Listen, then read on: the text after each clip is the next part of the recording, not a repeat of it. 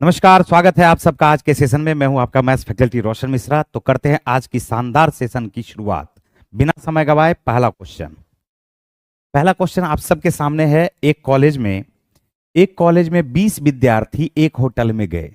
उनमें से 19 में से प्रत्येक ने अपने भोजन पर 175 रुपया खर्च किए और 20वें विद्यार्थी ने सभी 20 के औसत से 19 रुपया अधिक खर्च किए। तो उसके द्वारा खर्च की गई कुल राशि ज्ञात करें। बात पे समझना, टोटल कितना विद्यार्थी गया? 20 विद्यार्थी। उसमें से सभी 19 का जो एवरेज था, 19 ने एवरेज जो खर्च किया था वो खर्च किया था 175। खर्च कितना किया था? 175। लेकिन 20वां ने बात पे ध्यान देना, क्वेश्चन के लैंग्वेज पे हमेशा ध्यान देना। क्वेश्चन ने कहा कि 20वें विद्यार्थी ने सभी 20 के एवरेज से 19 रुपया अधिक खर्च किए। अरे ये तो 19 का ना एवरेज है, इससे एक 19 रुपया अधिक नहीं खर्च किया, सभी 20 के एवरेज से। तो सभी 20 का एवरेज जो है कुछ और होगा जो हमें नहीं पता है, वो तो हमें पता चलेगा अभी थोड़ी देर के बाद। 19 रुपया इसने अधिक अगर खर्च किए तो क्यों 19 रुपया अधिक खर्च हुआ जानते हैं?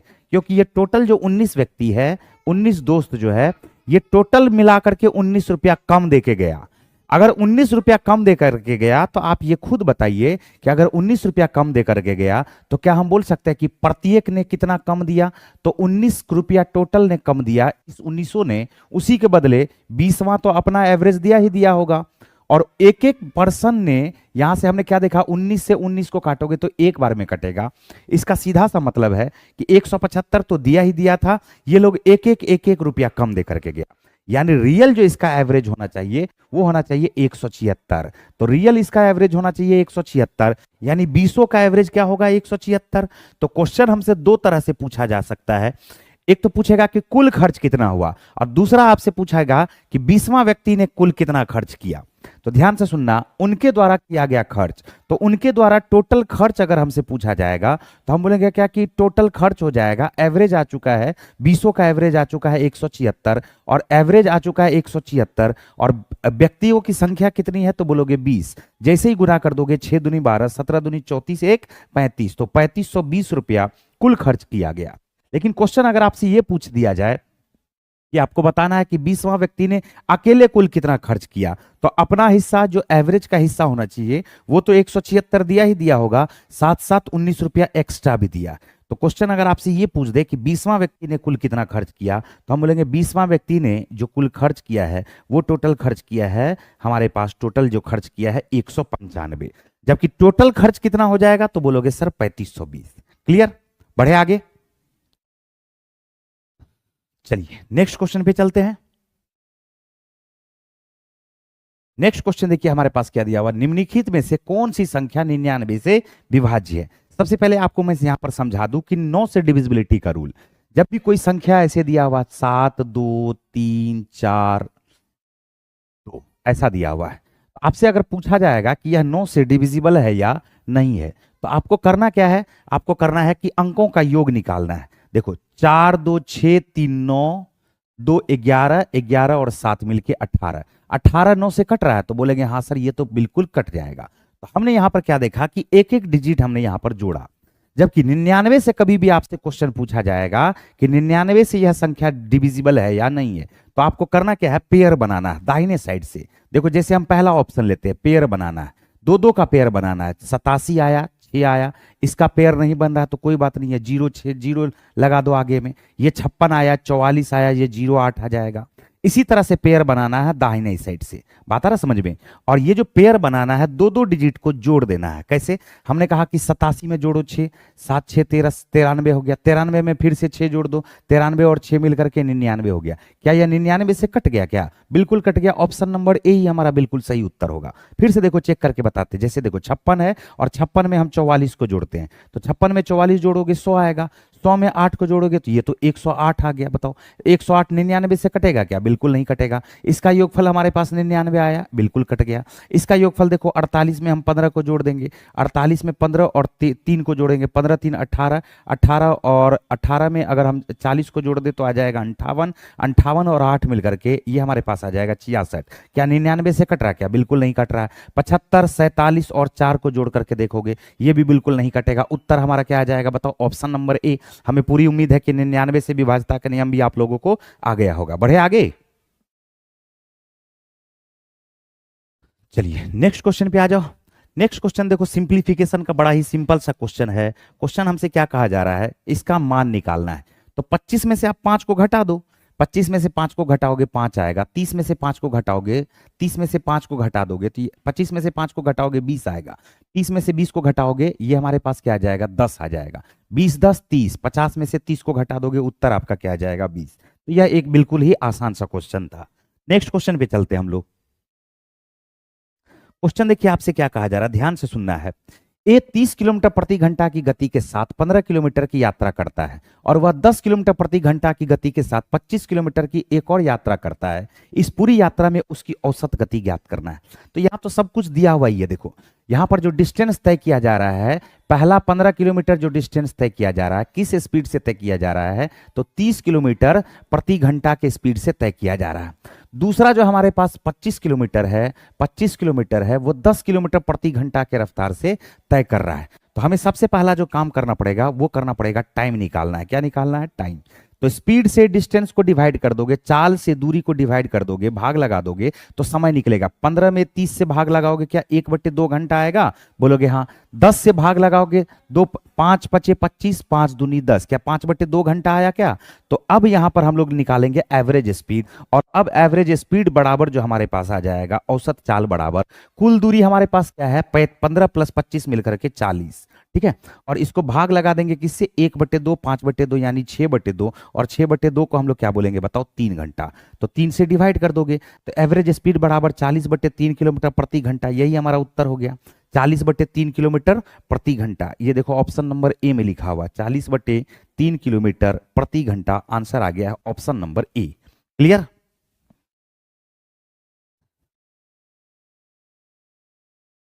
चलिए नेक्स्ट क्वेश्चन पे चलते हैं। नेक्स्ट क्वेश्चन देखिए आप सबके सामने, ध्यान से देखना है। आप सबके सामने क्वेश्चन है। क्वेश्चन क्या दिया हुआ है, क्वेश्चन कह रहा है एक वस्तु का अंकित मूल्य 2375 रुपया है। एक व्यक्ति इसे 50% तथा 25% की 2 क्रमिक छूट पर खरीदता है तथा 165 रुपया उसकी मरम्मत पर खर्च करता है और वह वस्तु को 62.5% के लाभ पर बेचता है। तो वस्तु का विक्रय मूल्य क्या है, वस्तु का विक्रय मूल्य हमसे पूछा जा रहा है। ध्यान से सुनना सभी लोग। तो यहां पर हम लोग क्या करते हैं, सबसे पहले तो इस वस्तु का मूल्य दिया हुआ है 2375 रुपया। कितना रुपया दिया हुआ 2375। 2 लगातार छूट मिल रहा है, 50% छूट मिला तो 50% पे बेचा, 25% छूट मिला तो 75% पे बेचा। तो हम बोलेंगे 50% छूट मिला तो 50% पर बेचा यानी 1/2। 25% का छूट मिला तो 75% पर बेचा, तो 75% को हम लोग फ्रैक्शन में भिन्न में क्या बोलते हैं 3/4। 75/100 का मतलब क्या हो जाएगा बताओ 3/4।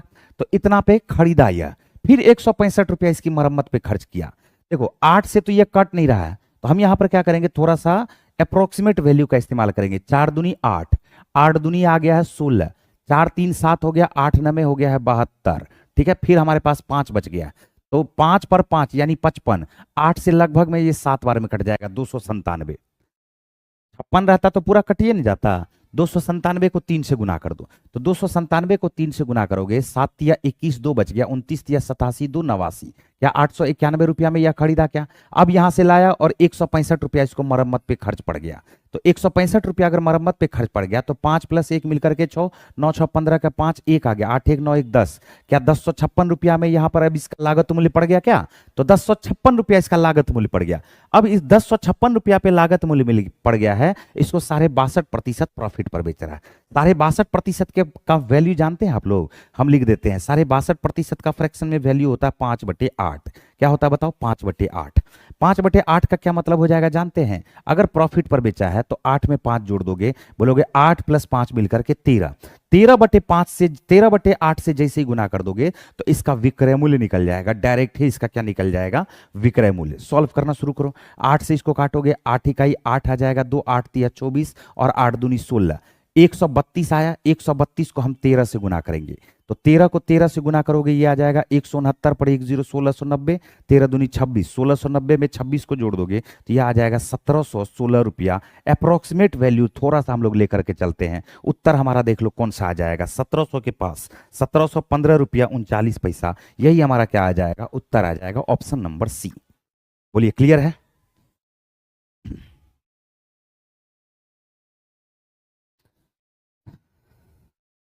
अप्रोक्सीमेट वैल्यू लगा दिए, आसानी से बन गया। बढ़े आगे। क्वेश्चन क्या कह रहा है? जानकी ने 180 रुपया प्रति दर्जन के मूल्य पर 10 दर्जन भुट्टे खरीदे।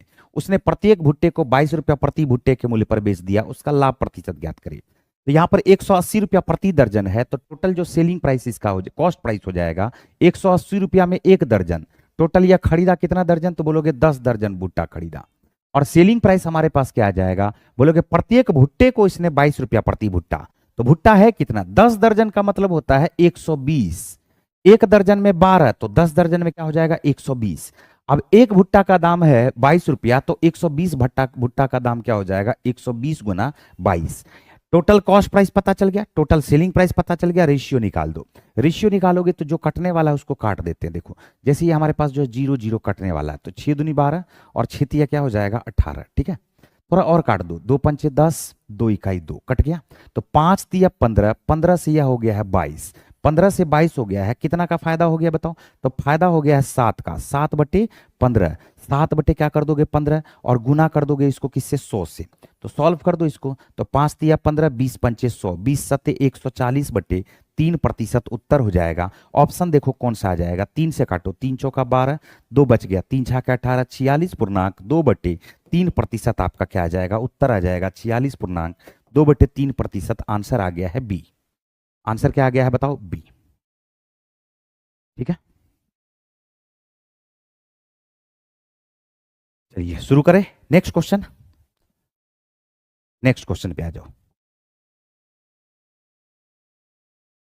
देखो चतुर्थानुपात ज्ञात करने के लिए हमसे कहा जा रहा है, तो चतुर्थानुपात तो बड़ा आसानी से ज्ञात किया जा सकता है। चतुर्थानुपात के लिए क्या करना पड़ेगा? 12 है और 15 है, तो 12 और 15 को आप गुना कर दीजिए और पहले टर्म से आप इसको डिवाइड कर दीजिए। तो 5 दूनी 10, 5 तिया क्या आ गया है? 15, और 2 से काट दोगे इसको 6 बार में। उत्तर आपका क्या आ जाएगा? 18। उत्तर क्या आ जाएगा? 18। आंसर आ गया है बी। क्लियर?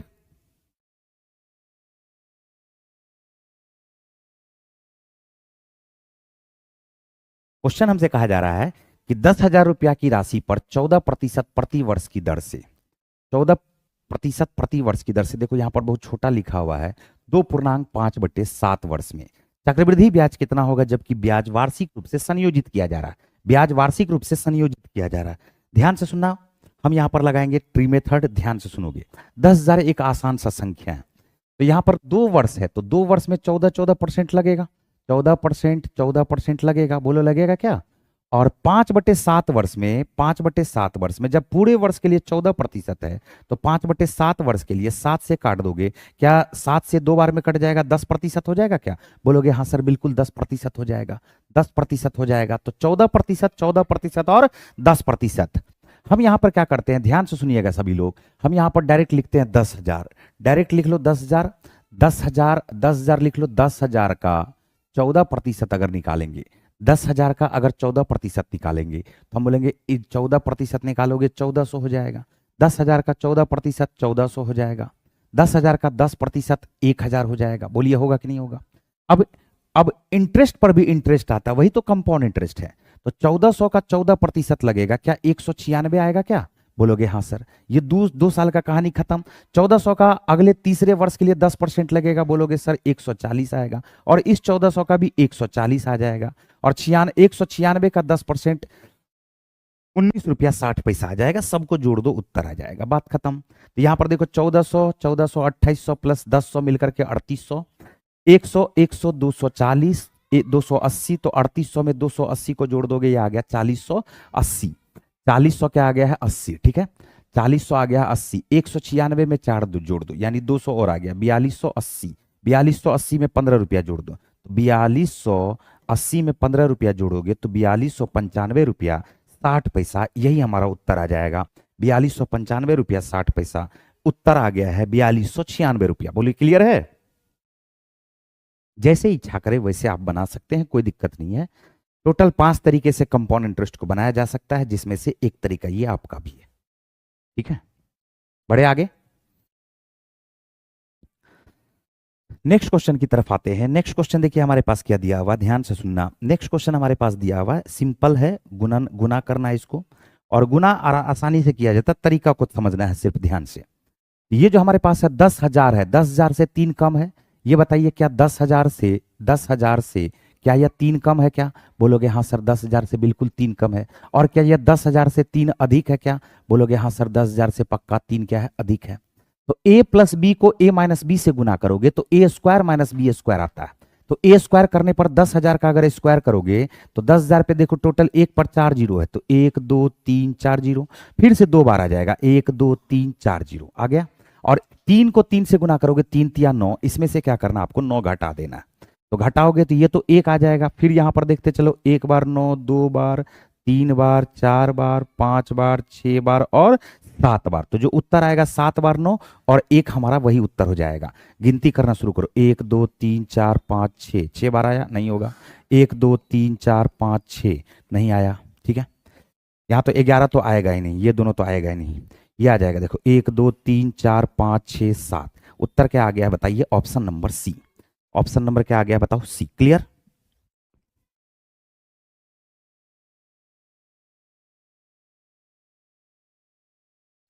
चलिए क्लियर है। नेक्स्ट क्वेश्चन पे चलते हैं। नेक्स्ट क्वेश्चन देखिए हमारे सामने क्या दिया हुआ, ध्यान से सुनना। क्वेश्चन क्या कह रहा है कि एक भिन्न और उसके व्युत्क्रम के साथ गुना का योग 11/2 है, वह भिन्न क्या है? क्यों ना हम ऑप्शन से उठा करके बना ले। एक भिन्न जैसे ऑप्शन नंबर ए उठाते हैं, तो एक भिन्न आ गया और इसका व्युत्क्रम तो 2/7 ना होगा जी। और 2/7 का अगर 7 गुना कर दोगे तो यह 11/2 के बराबर आना चाहिए, चेक कर लो। 7 से 7 कट गया, 2 दूनी 4, 7 4 11, लो पहला ही ऑप्शन उत्तर हो गया। पहला ही ऑप्शन क्या हो गया आपका? उत्तर हो गया। बोलिए क्लियर है?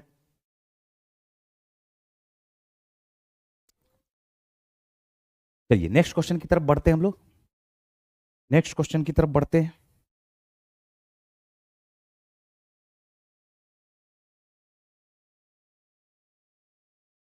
नेक्स्ट क्वेश्चन कहा जा रहा है क्या कि कोई धनराशि साधारण ब्याज पर 7 वर्ष में दुगुनी हो जाती है, तो कितने समय में यह राशि 5 गुनी हो जाएगी? एकदम आसान सा क्वेश्चन होता है ये सब। प्रिंसिपल से अमाउंट बना है, दुगुना हुआ है, एक से क्या हो गया? दो। यही प्रिंसिपल जो है, प्रिंसिपल से अमाउंट बनेगा 5 गुना होने के लिए। कितना गुना होने के लिए? 5 गुना होने के लिए। तो आपको ये दिख रहा होगा कि 1 से 2 होने का मतलब है 1 यूनिट बढ़ा है simple interest. 1 unit simple interest बढ़ने में 7 वर्ष लगा, तो यहां पर सिंपल इंटरेस्ट कितना बढ़ा बताओ? 4 बढ़ा है। तो 4 को 7 से गुना कर दोगे, क्या 28 वर्ष आएगा क्या उत्तर? तो आंसर जो आपका आ जाएगा वो क्या आ जाएगा बताइए? 28 वर्ष। क्लियर?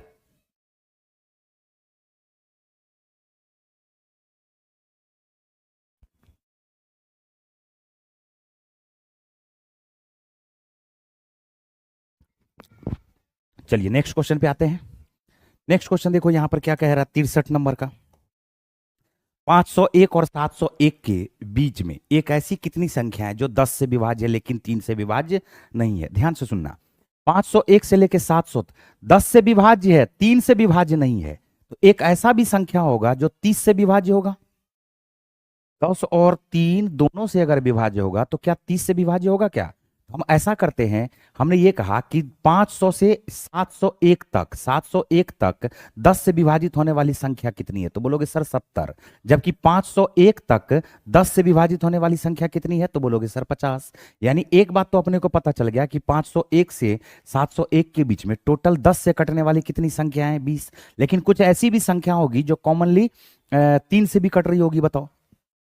तो 3 से कटने का मतलब 10 और 3 दोनों से कटना, यानी 30 से कटना। तो हम यहां पर ये बोलेंगे कि 30 से भी डिविजिबल जो संख्या है उसको निकाल लेते हैं।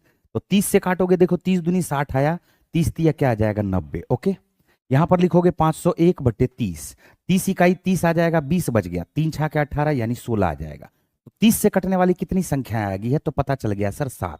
हम बोलेंगे 20 संख्या 10 से भी कट रही है, 10 से कट रही है, और 7 संख्या उसी में से 7 संख्या ऐसी भी जो 10 और 3 दोनों से कट रही है। तो क्यों ना हम इसको घटा दें। तो इसको जैसे ही घटा दोगे तो उत्तर आ जाएगा 13। आंसर क्या आ जाएगा बताइए? ए। क्लियर है?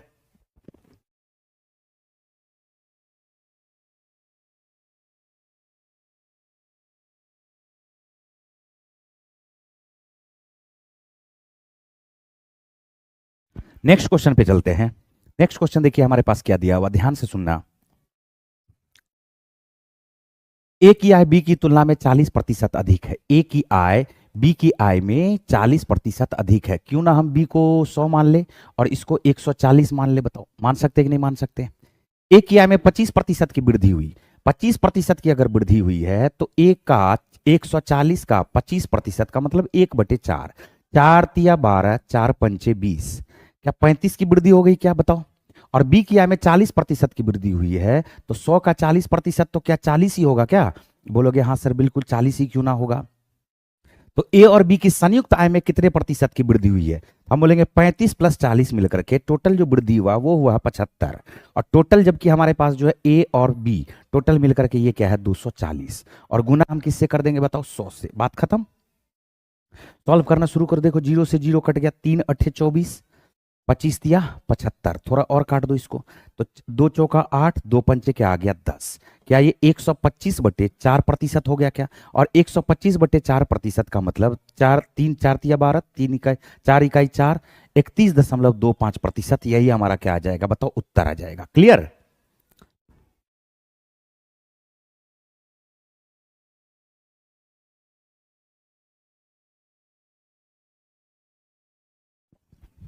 एक और क्वेश्चन देखो नेक्स्ट।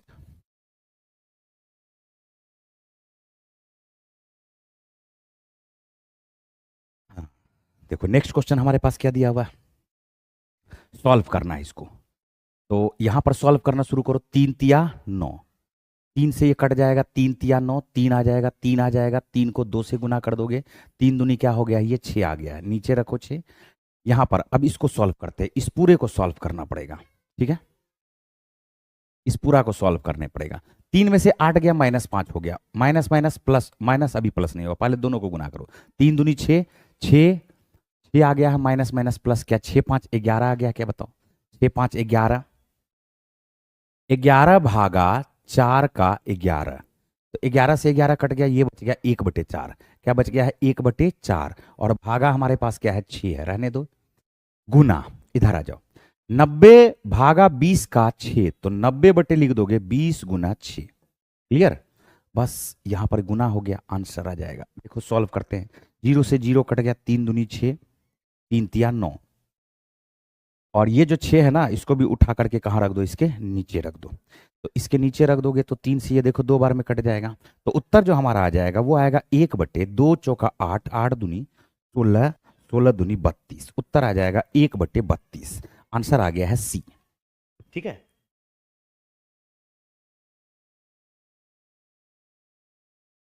ये सिंप्लीफिकेशन है, बोर्ड मास का रूल अप्लाई करोगे और कुछ नहीं है इसमें। का वाले को एक साथ रखना है, फिर उसके बाद डिवीजन वाले को पहले सॉल्व करना है, फिर मल्टीप्लीकेशन को सॉल्व करना, फिर एडिशन को, फिर सब्ट्रैक्शन को। बढ़े आगे।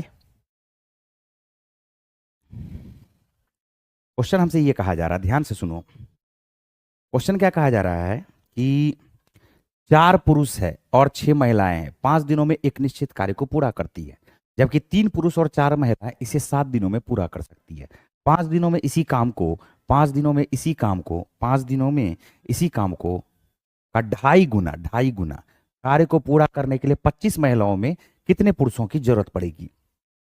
हम यहां से ये बोलेंगे कि 4 पुरुष है और 6 महिलाएं हैं, किसी कार्य को 5 दिनों में कर सकते हैं। कितने दिनों में? 5 दिनों में। और उसी कार्य को जबकि 3 पुरुष और 4 महिलाएं, कितनी महिलाएं? 4 महिलाएं इसी कार्य को 7 दिनों में पूरा कर सकती है। कितने दिनों में? 7 दिनों में। तो 5 दिनों में इसी कार्य के 2.5 गुना कार्य को पूरा करने के लिए 25 महिलाओं को कितने पुरुषों की जरूरत पड़ेगी? पहले तो यहां पर दोनों टोटल यूनिट वर्क को रिप्रेजेंट करेगा। हम थोड़ा स्पीड में इसको सॉल्व करते हैं। 5 चौका 20 व्यक्ति, 7 तिया 21 आदमी, 20 आदमी 21 आदमी, अंतर आ गया 1 आदमी। ठीक है? फिर देखो 5 छा के 30 महिला और 7 चौका 28 महिला, अंतर आ गया 2 महिला। बोला आया? तो एक आदमी और एक महिला के इफिशियंसी का जो रेशियो है वह हमारे पास क्या है बताओ? 2:1 है। क्या है बताओ? 2:1 है। ठीक है? अब देखो सबसे पहला जो काम हमें करना है वो करना है टोटल यूनिट वर्क। कहीं से भी टोटल यूनिट वर्क आप निकाल सकते हो। जैसे यहां से इच्छा करे वहां से निकाल लो, यहां से इच्छा करे रख दो। एक आदमी का एफिशिएंसी 2 है तो 4 दूनी 8, एक महिला का 1 है तो 6 का 6, तो 8 6 14, 14 को 5 से गुना करोगे तो ये क्या आ जाएगा बताओ? 70। तो टोटल यूनिट वर्क हमारे पास क्या आ चुका है? 70। कहीं भी रख दो ना, एक आदमी का एफिशिएंसी 2 है तो 3 दूनी 6, एक महिला का 1 है तो 4 इकाई 4, तो 6 4 10, 10 को 7 से गुना करोगे तब भी क्या आएगा बताओ, 70 आएगा। अब इसके 2.5 गुना कार्य को करवाना है, इसके 2.5 गुना कार्य को करवाना है। 2.5 गुना कार्य का क्या मतलब हो जाएगा, बोलेंगे 2.5 गुना कार्य का मतलब 5/2 गुना, 2 दूनी 4 1, 5/2 गुना। और इसी कार्य को करवाना है 5 दिनों में, 5 दिनों में करवाना है। कितने दिनों में, 5 दिनों में करवाना है, ठीक है।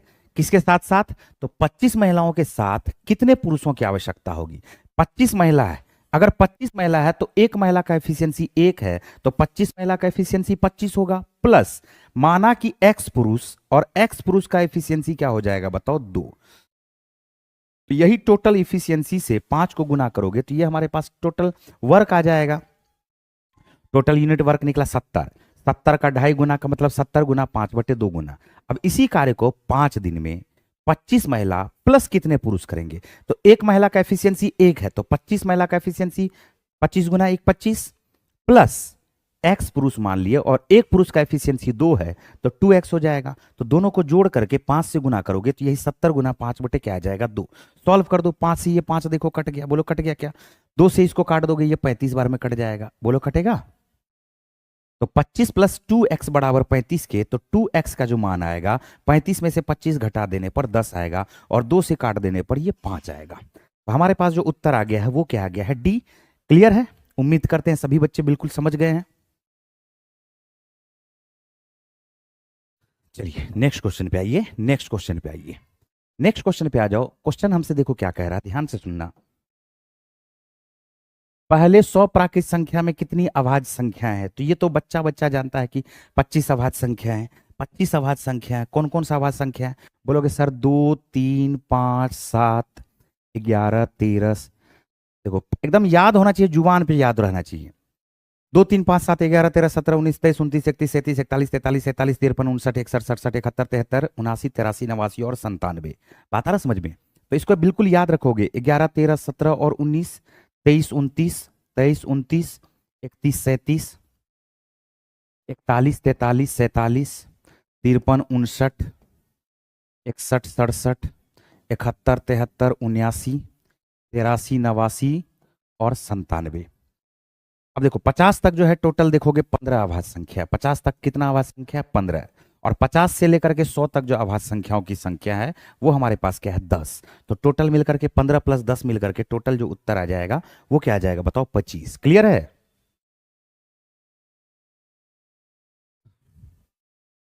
क्वेश्चन हमसे कहा जा रहा है कि यदि व्यंजक P x cube minus 2x square minus Q x plus 18 x square minus 9 से पूर्णतः विभाजित है तो क्रमशः p तथा q के बीच का अनुपात ज्ञात करना है। तो यहां पर क्या करना है, जैसे x स्क्वायर माइनस 9 से विभाजित है तो एक्स स्क्वायर माइनस 9 बराबर 0, तो एक्स स्क्वायर का जो मान लोगे वो क्या ले लोगे 9, तो x का जो मान आ जाएगा वो क्या आ जाएगा प्लस माइनस 3, प्लस माइनस क्या आ जाएगा 3। तो हम यहां पर क्या करते हैं, पहले 3 रख करके चेक करते हैं, बात पे ध्यान देना।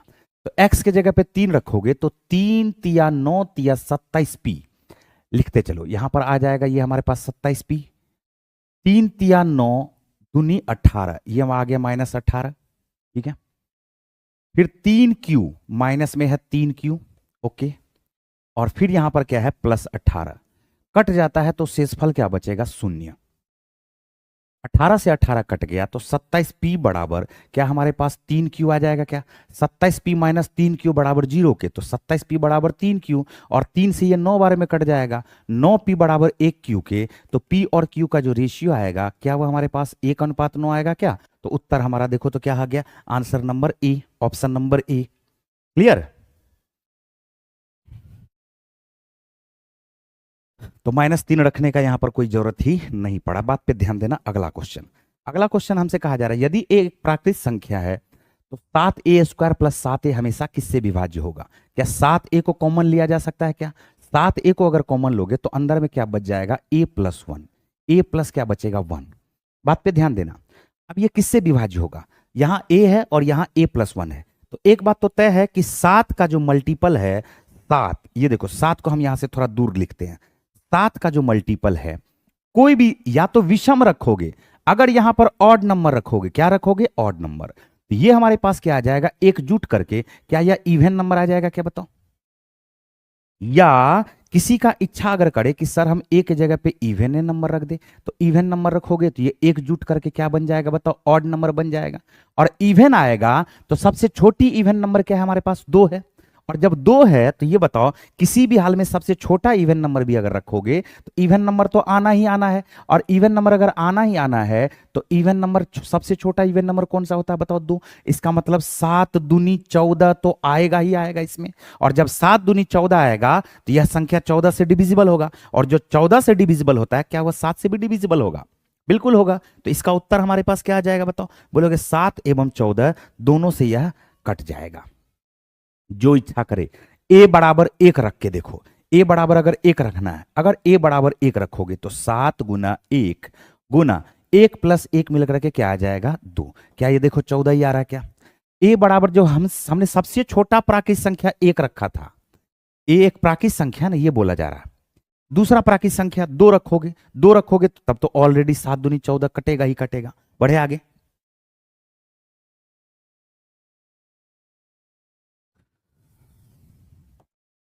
क्वेश्चन देखो, क्वेश्चन हमसे क्या कहा जा रहा है, ध्यान से सुनना। क्वेश्चन ये हमसे कहा जा रहा है दो संख्याओं का योग है 18, उसमें से एचसीएफ हमारे पास दिया हुआ है 3। एचसीएफ हमारे पास क्या दे दिया है, इस दोनों संख्याओं का एचसीएफ दे दिया है 3, जबकि इसका एलसीएम क्या दे दिया है, वो दे दिया है 54। एलसीएम क्या दे दिया है, 54। एलसीएम क्या दे दिया है, 54। बोलो ठीक है। हम यहां से पहले पहले दोनों संख्या को लिखते हैं। पहला संख्या, क्या आपको एक बात पता है क्या कि एचसीएफ एक गुणनखंड होगा और दूसरा गुणनखंड ए मान लेते हैं, और एचसीएफ दूसरा संख्या में भी 3 होगा, एक एचसीएफ 3 होगा, इसका एचसीएफ एक गुणनखंड और दूसरा गुणनखंड बी मान लेते हैं, और जिसमें से ए और बी एक को प्राइम नंबर होगा, ए और बी एक सहभाज्य संख्या होगा। क्या ये बात पता चल रहा है क्या। तो एक संख्या हमने 3 ले लिया, दूसरी संख्या हमने 3 बी ले लिया। एचसीएफ क्या आ जाएगा बताओ, 3। बुलाएगा क्या। एलसीएम अगर लिखोगे 3a और 3b लेकर के, तो 3a और 3b लेकर के अगर एलसीएम लिखोगे तो क्या 3ab आ जाएगा क्या, बोलोगे हाँ सर बिल्कुल। क्वेश्चन हमसे कहा जा रहा है उसका व्युत्क्रम का योगफल, तो na है तो n1 है, तो क्या ये हमारे पास 1/3a प्लस 1/3b आएगा क्या। और जैसे 1/3a प्लस 1/3b आया तो इसका क्या करोगे, इसका व्युत्क्रम हो गया, इसी का तो योगफल निकला। 3a 3b का एलसीएम आएगा 3ab। बोलाएगा क्या, 3a है, 3a से डिवाइड करोगे ऊपर में b आएगा प्लस e आएगा। बात खत्म हो चुका है देख लो, क्योंकि a प्लस बी का मान हमारे पास दिया हुआ। कैसे दिया हुआ सर, a प्लस बी का मान, दो संख्याओं का योग है 18, तो इनका योगफल हमारे पास दिया हुआ है। क्या योगफल दिया हुआ है, तो 3a प्लस 3b दोनों संख्याओं का योगफल 18 दिया हुआ है। हम बोल सकते हैं सर क्या 3 ले लीजिए कॉमन, 3 अगर कॉमन ले लेंगे तो a प्लस बी का जो मान आएगा 18, 3 से काट देंगे तो ये हमारे पास क्या आएगा 6। तो a प्लस बी का मान हमारे पास क्या आया हुआ 6, तो ऊपर लिख दोगे 6, और 3ab का मान क्या आया हुआ 54, तो नीचे लिख दोगे 54। तो 6 से ये 9 बार में कट गया, उत्तर आ चुका है 6 9 में 54। क्लियर। हमने कहा एक संख्या 3 है मान लो, दूसरी संख्या 3 में मान लो, योगफल दिया हुआ 3a प्लस 3b बराबर 18, तो a प्लस बी बराबर क्या हो जाएगा 6 के। यहां पर इसका गुणनफल, इसका एलसीएम दिया हुआ है, एलसीएम 54 है, तो 3a और 3b का एलसीएम क्या आ जाएगा 3ab, और जैसे 3ab आ गया है तो 3ab बराबर 54 है। इसका व्युत्क्रम क्या हो जाएगा 1/3a, इसका व्युत्क्रम 1/3b, तो 3a 3b का एलसीएम 3ab, ऊपर में हमारे पास क्या a प्लस बी बचेगा, तो a प्लस बी का मान 6 है, 3ab का मान 54 है, 6/54 करोगे उत्तर आ जाएगा। चलते हैं नेक्स्ट क्वेश्चन की तरफ। क्लियर है।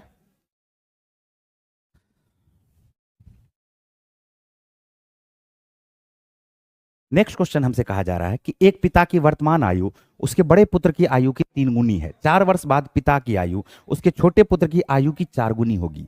यदि बड़े और छोटे बच्चे की वर्तमान आयु के बीच का अंतर 6 वर्ष है तो पिता की वर्तमान आयु ज्ञात करें। इस तरह का क्वेश्चन शायद हमने कल वाले सेट में भी समझाया था। देखो यहाँ पर एक पिता है और एक बड़ा बेटा है। पिता है और क्या है, बड़ा बेटा है। बड़ा बेटा से 3 गुना है, बड़ा बेटा से पिता क्या है बताओ 3 गुना है।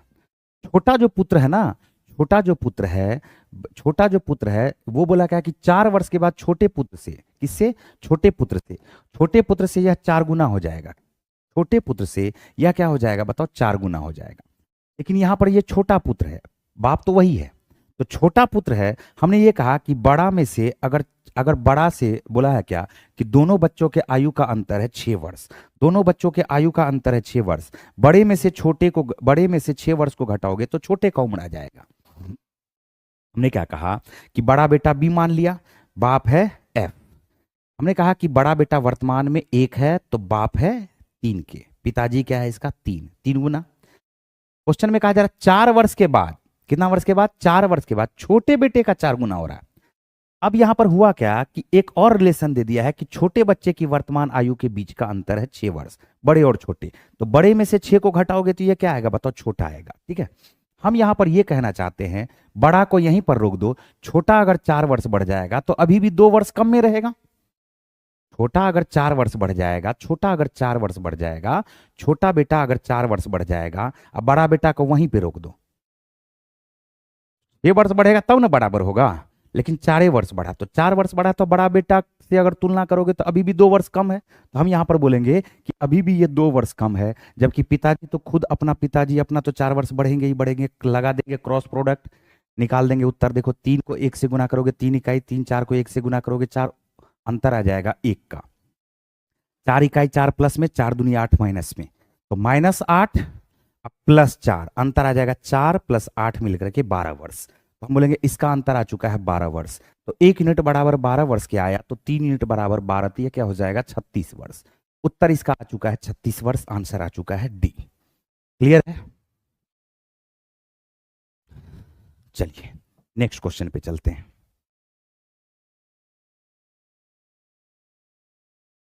क्वेश्चन हमसे क्या कहा जा रहा है, देखो ध्यान से, एक कॉलेज में 20 विद्यार्थी, एक ओ खत्म हो गया, ये खत्म हो गया क्या, ये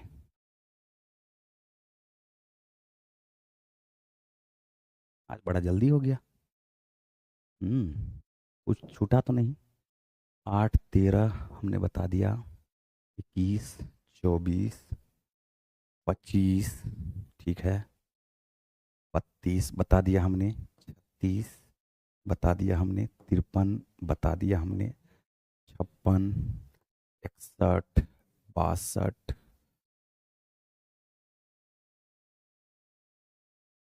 62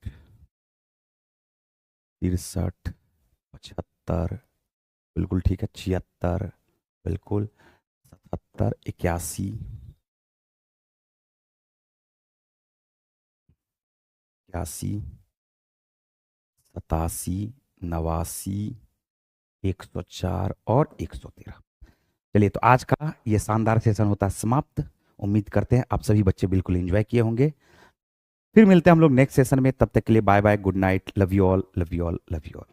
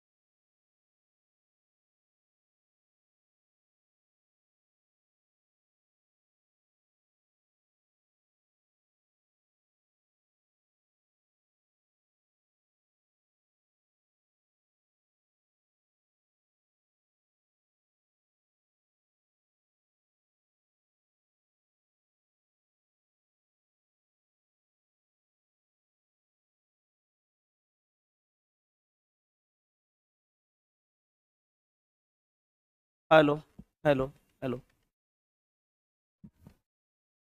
सभी को नमस्कार, प्रणाम, सलाम अलैकुम, सत श्री अकाल, जोहार, राम राम, राधे राधे। कैसे हैं भाई लोग? अच्छे होंगे, उम्मीद करता हूँ सभी लोग स्वस्थ होंगे, तंदुरुस्त होंगे, मस्त होंगे, जबरदस्त होंगे और अपनी अपनी पढ़ाई में पूरी तरह से व्यस्त होंगे। तो आइए स्टार्ट करते हैं आज का सेशन और देखते हैं बारी बारी से सभी सवाल को।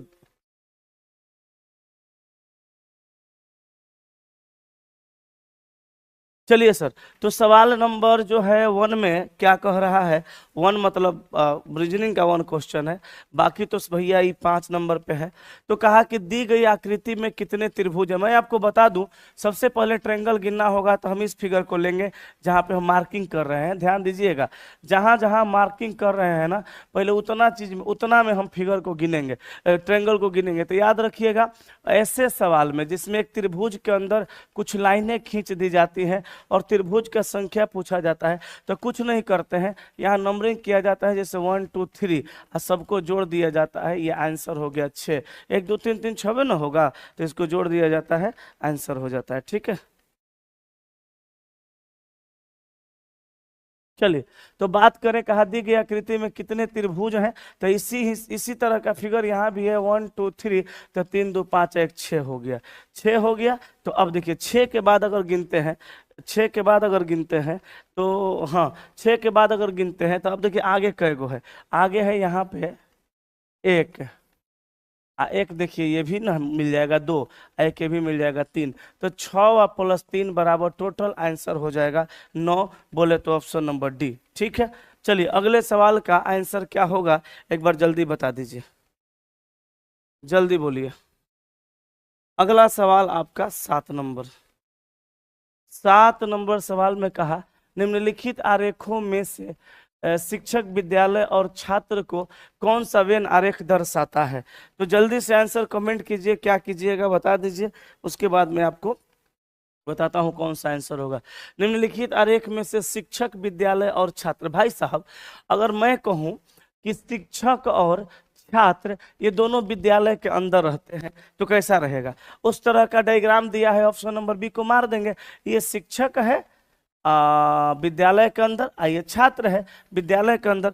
छात्र शिक्षक में कोई रिलेशन नहीं होगा, लेकिन जितना शिक्षक का विद्यालय शिक्षक का छात्र होगा सब विद्यालय के अंदर आएगा, तो शिक्षक और छात्र दोनों विद्यालय के अंदर आएंगे, आंसर ऑप्शन बी हो जाएगा। ठीक है, चलिए अगला सवाल 11 नंबर, 11 नंबर सवाल को देखिए। कहा कि निम्नलिखित शब्दों को एक तार्किक एवं अर्थपूर्ण क्रम में व्यवस्थित कीजिए। तो यहाँ विश्व है, देश है, शहर है, मालदीव है, महाद्वीप है और राज्य है।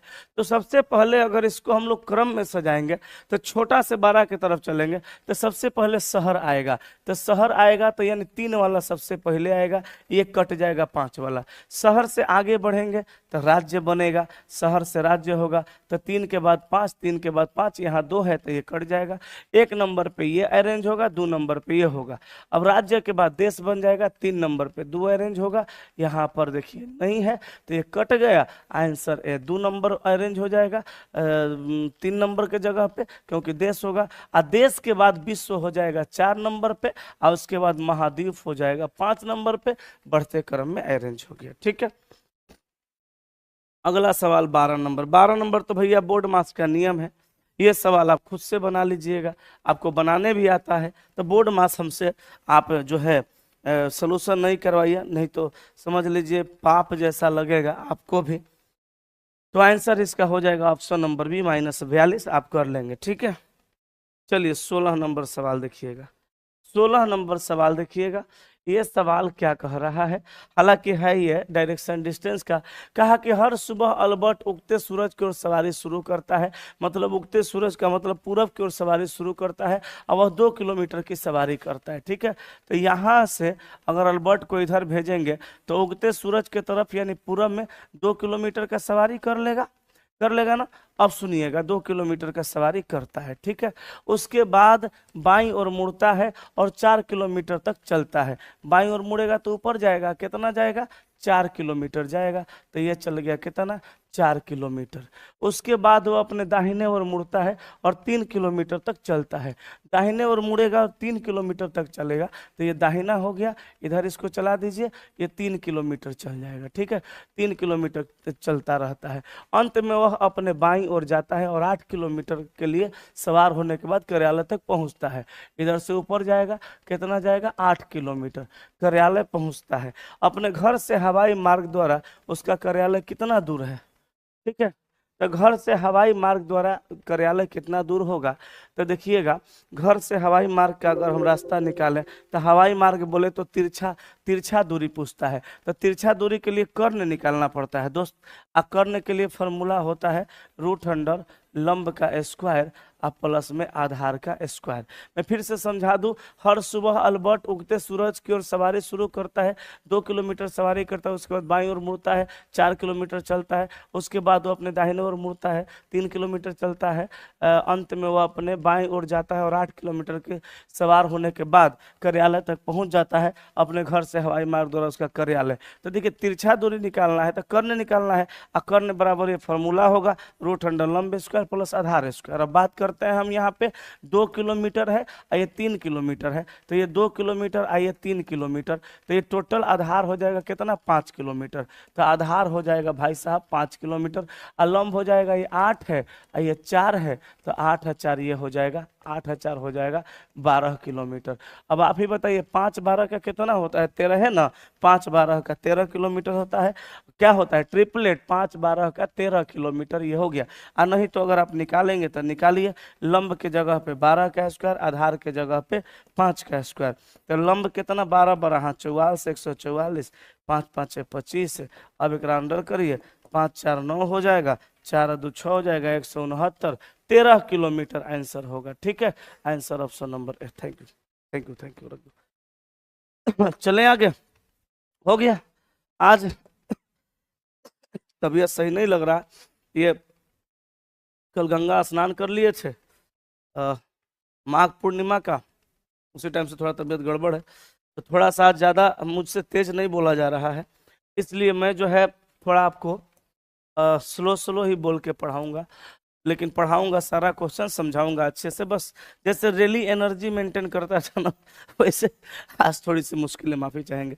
यहाँ कहा रक्तचाप का रिलेशन कोलेस्ट्रॉल से, तो रक्तचाप का रिलेशन कोलेस्ट्रॉल से, तो रक्तचाप कोलेस्ट्रॉल पर निर्भर करता है, तो ब्लड शुगर ब्लड यूरिन से नहीं, यूरिया से कैसे होगा, क्लोरोफिल पादप से बिल्कुल नहीं, मधुमेह, हाँ मधुमेह कंट्रोल होता है, मधुमेह कैसे कार्बोहाइड्रेट के हिसाब से चलता है, तो आंसर हो गया ऑप्शन नंबर सी।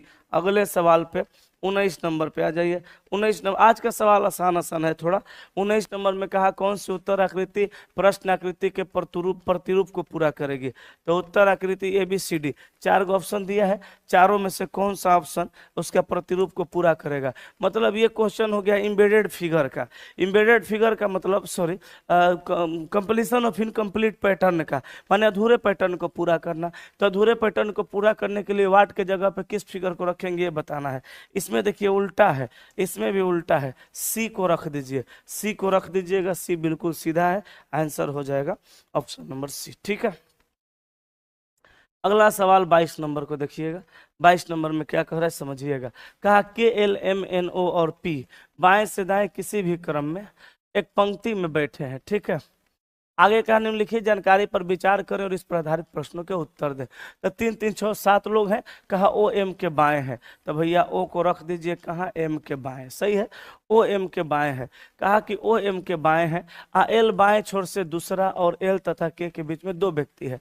अब देखिए यहाँ 1 2 3 4 5 6 7, ठीक है, 7 लोगों का बैठने का पहला स्थान फिक्स करेंगे। कहा L बाएं छोर से दूसरा, तो बाएं छोर से 2 नंबर पे L हो जाएगा, क्योंकि सबका चेहरा हम उत्तर मान लेंगे तो ये लेफ्ट और ये राइट हो जाएगा, तो बाएं छोर से 2 नंबर पे L होगा। कहा L बाएं छोर से दूसरा है, L तथा K के बीच में 2 व्यक्ति हैं, तो L यहाँ है, बीच में 2 व्यक्ति करके K को यहाँ कर दीजिए, L K के बीच में 2। OM को कहाँ रखना है ये पता नहीं है। आगे कहा PN के बाईं तरफ दूसरे स्थान पे बैठा है, तो PN के बाईं तरफ 2 नंबर पे बैठा है, तो इधर रखेंगे किधर रखेंगे कुछ भी पता नहीं है। लेकिन आगे देखिए, कहा कि PN के बाईं तरफ दूसरे स्थान पे बैठा है और M तथा O के बीच में एक व्यक्ति, तो MO के बीच में, कहा M तथा O के बीच में एक व्यक्ति। अब देखिए शुरू में कहा OM के बाएं है,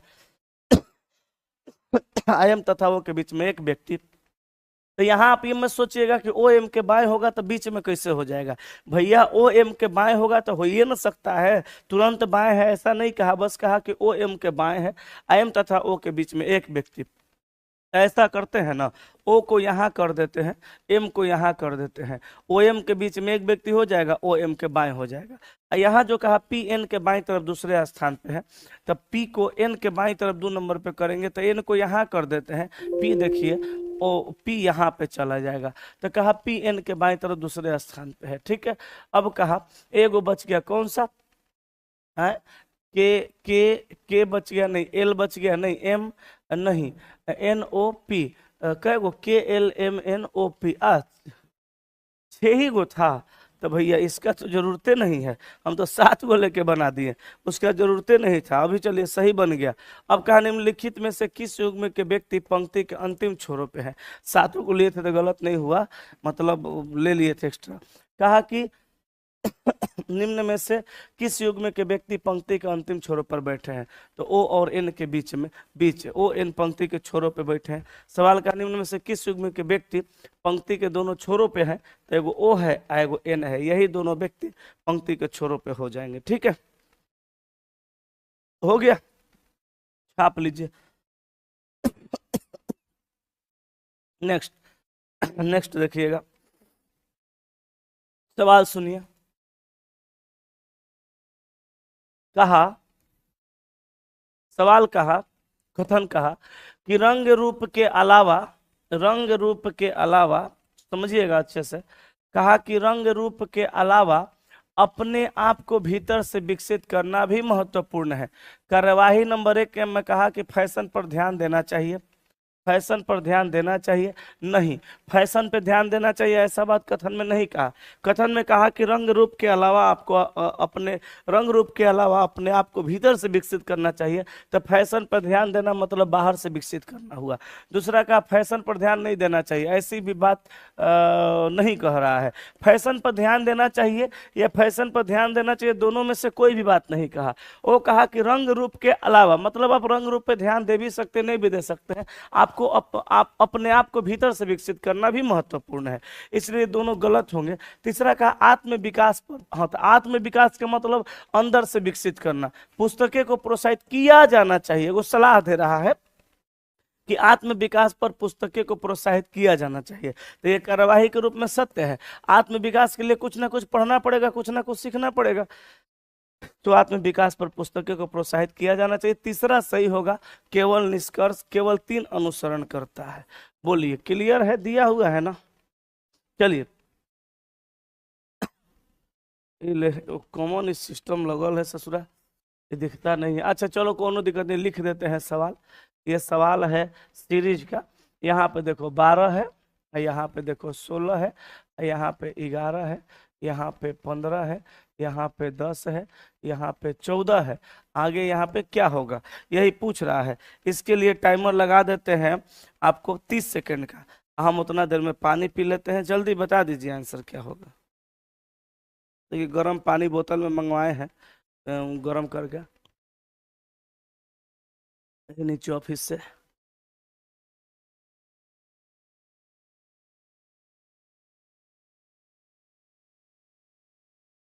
चलिए बताइए उत्तर क्या होगा भाई। हम तो पानी पी लिए, बोलिए। अच्छा आंसर आने लगा बहुत सारे लोगों का 9, ऑप्शन नंबर बी। चलिए मुझे भी लग रहा है सही है। देखिए 12 से 16 का रिलेशन अगर लगाएंगे तो फिर आगे 11 का रिलेशन नहीं लग पाएगा, इसलिए 12 से 11 जाएंगे -1 हुआ, 11 से 10 जाएंगे -1 हुआ, 10 से फिर -1 करेंगे तो 10 से -1 करेंगे तो 9 पे चले जाएंगे, यहाँ पे आंसर हो गया ऑप्शन नंबर बी।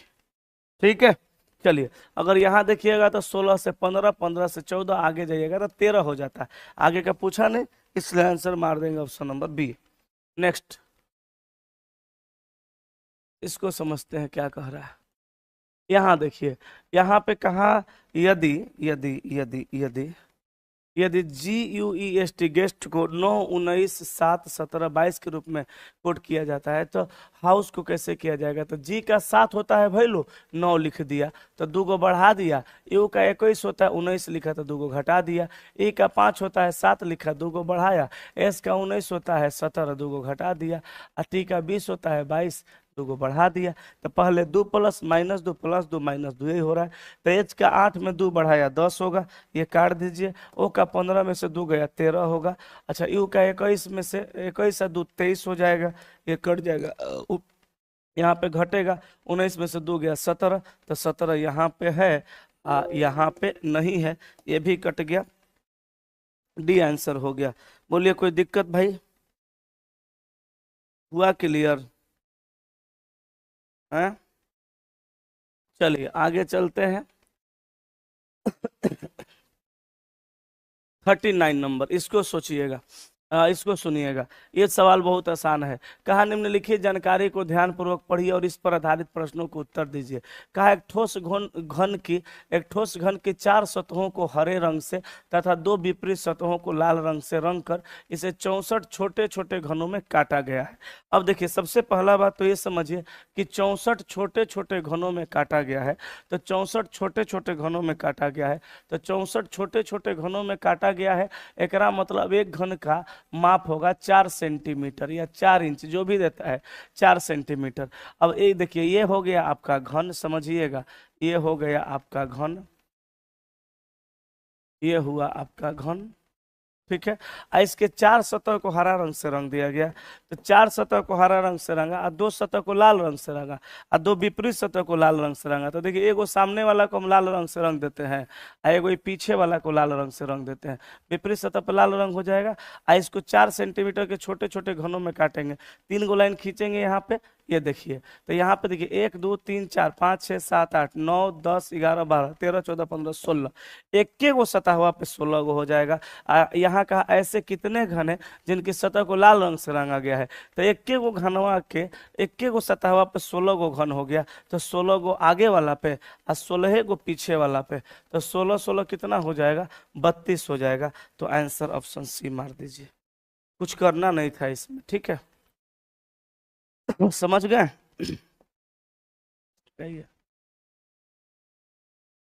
इसको देखिएगा, यहाँ देखिएगा। इसमें कहा प्रश्न में कि वाट के जगह पे कौन सा फिगर आएगा। इस फिगर को इस फिगर से इस फिगर पे आइए। देखिए क्या कर रहा है, इसको सीधा कर दिया, इसमें से इसमें आइए, फिर इसको उल्टा कर दिया इधर। तो इसको 90 डिग्री रोटेट कर रहे हैं, 90 डिग्री। आगे 90 डिग्री रोटेट करेंगे, कहाँ चल जाएगा, नीचे चल जाएगा, नीचे चल जाएगा। ये रंगा हुआ भाग नीचे चल जाएगा, ठीक है, नीचे चल जाएगा। चाहे जैसे ऐसे जाएगा, नीचे जाएगा। तो इसमें नीचे नहीं है, इसमें भी नहीं, इसमें भी नहीं, इसी में तो है। तो यही बी आंसर हो जाएगा, ठीक है। क्लियर है, 90 डिग्री रोटेट करके। आगे चलिए 48 नंबर को देखिए। चला, आज एकदम दिल नहीं कर रहा है क्लास लेने का, इसीलिए ना हम बात कर रहे हैं ना हम कुछ ज़्यादा ये कर रहे हैं, सिर्फ पढ़ा रहे हैं। चला, तबीयत मेरा ठीक नहीं है। चलिए, यहाँ पे कहा कौन सी उत्तर आकृति प्रश्न आकृति के पैटर्न को पूरा करेगी। तो वाट के जगह पे क्या आएगा। तो ये देखिए, यहाँ पे जैसा है वैसा ही, जैसा यहाँ है वैसा रहेगा। एक को रख दीजिएगा, हो जाएगा। नहीं, ये डॉट नहीं रख सकते, एक्स्ट्रा हो जाएगा। लेकिन डॉट तो सब में दिया है यार। चलिए, डॉट दिया है तो यही वाला डॉट दे दिया है, छोड़िए डॉट को। यहाँ पे अगर हम इसका बात करें, इसका अगर बात करें, इस फिगर का, ए का, हाँ, तो ये तो मेरे ख्याल से सही है, हो जाएगा। नहीं हो जाएगा, एक मिनट, नहीं ये ऐसा नहीं है। एक को देखिए ऐसा है,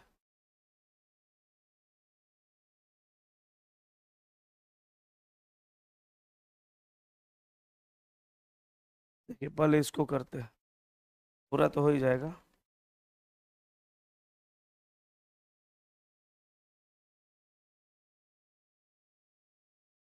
ठीक है, ये पूरा लाइन है से, ठीक है। ये देखिए हो गया ना पूरा। ए को रख दीजिए, यही से हो जाएगा, ठीक है। ए को रख दीजिए, ए से हो जाएगा, ठीक है। ए हो जाएगा। देखिए तो सही है कि नहीं है। वो लाइन तो नीचे चाहिए ही चाहिए, बाकी सब में तो उल्टा है, हैं? इसमें देखिए उल्टा है, इसमें भी उल्टा है। तो ये अच्छा, हाँ, इसमें देखिए सीधा है, तो वो लाइन यहाँ नहीं है, तो ये कट जाएगा। आंसर हो गया ए। Next 50 number. निम्नलिखित 4 शब्द युग्म में से 3 शब्द युग्म एक निश्चित तरीके से समान है और एक शब्द युग्म में विषम है। विषम शब्द का युग्म का चयन करें। तो देखिए, भेड़ का रिलेशन दिया है झुंड के साथ, माल का रिलेशन भंडार के साथ, राज मिस्त्री का प्लम्ब लाइन और मछली का शोल के साथ। मारिए ऑप्शन नंबर सी। देखिए, जैसे भेड़ झुंड में रहती है, माल भंडार में रहता है, मछली शोल में रहती है, राज मिस्त्री प्लम्ब लाइन, ये गलत हो जाएगा, ये वैसा रिलेशन नहीं दिखा रहा है, ठीक है। 51 नंबर, एक तस्वीर की ओर इशारा करते हुए एक महिला ने कहा, ध्यान से सुनिएगा, ऐसे सवाल को किस तरह से हल करेंगे देखिएगा तनी। कहा कि एक तस्वीर की ओर इशारा करते हुए एक महिला ने कहा, हम महिला बन जाते हैं, आप भी बन के सोचिए।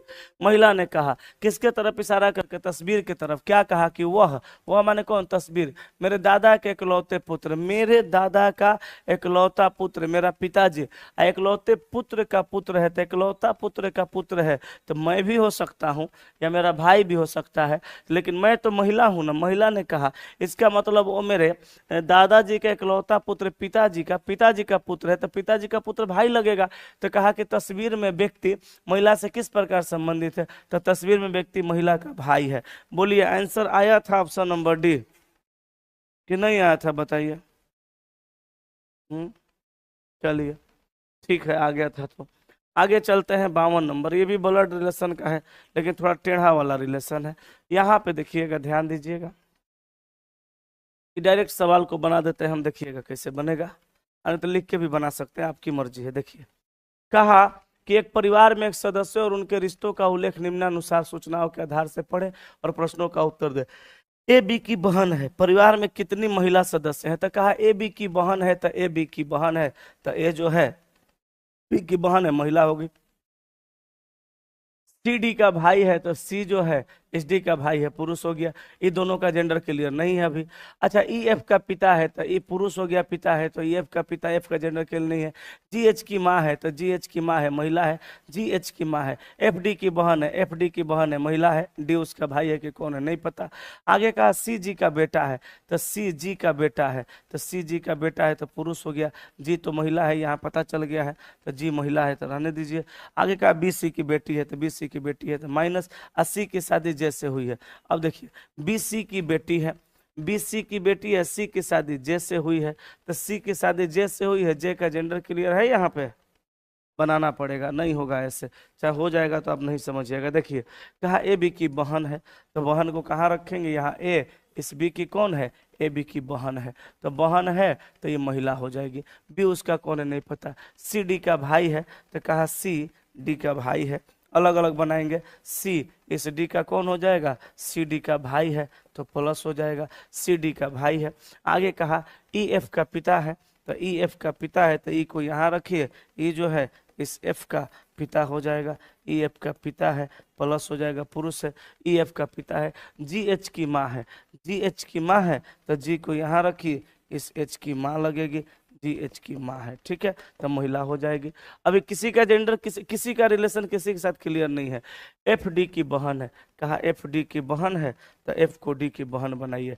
डी यहाँ है ना, डी यहाँ है ना, एक काम करिए, इस ए बी को हटाते हैं, यहाँ रखते हैं सी भाई हो गया। किसका भाई हो गया? सी भाई हो गया। किसका भाई हो गया?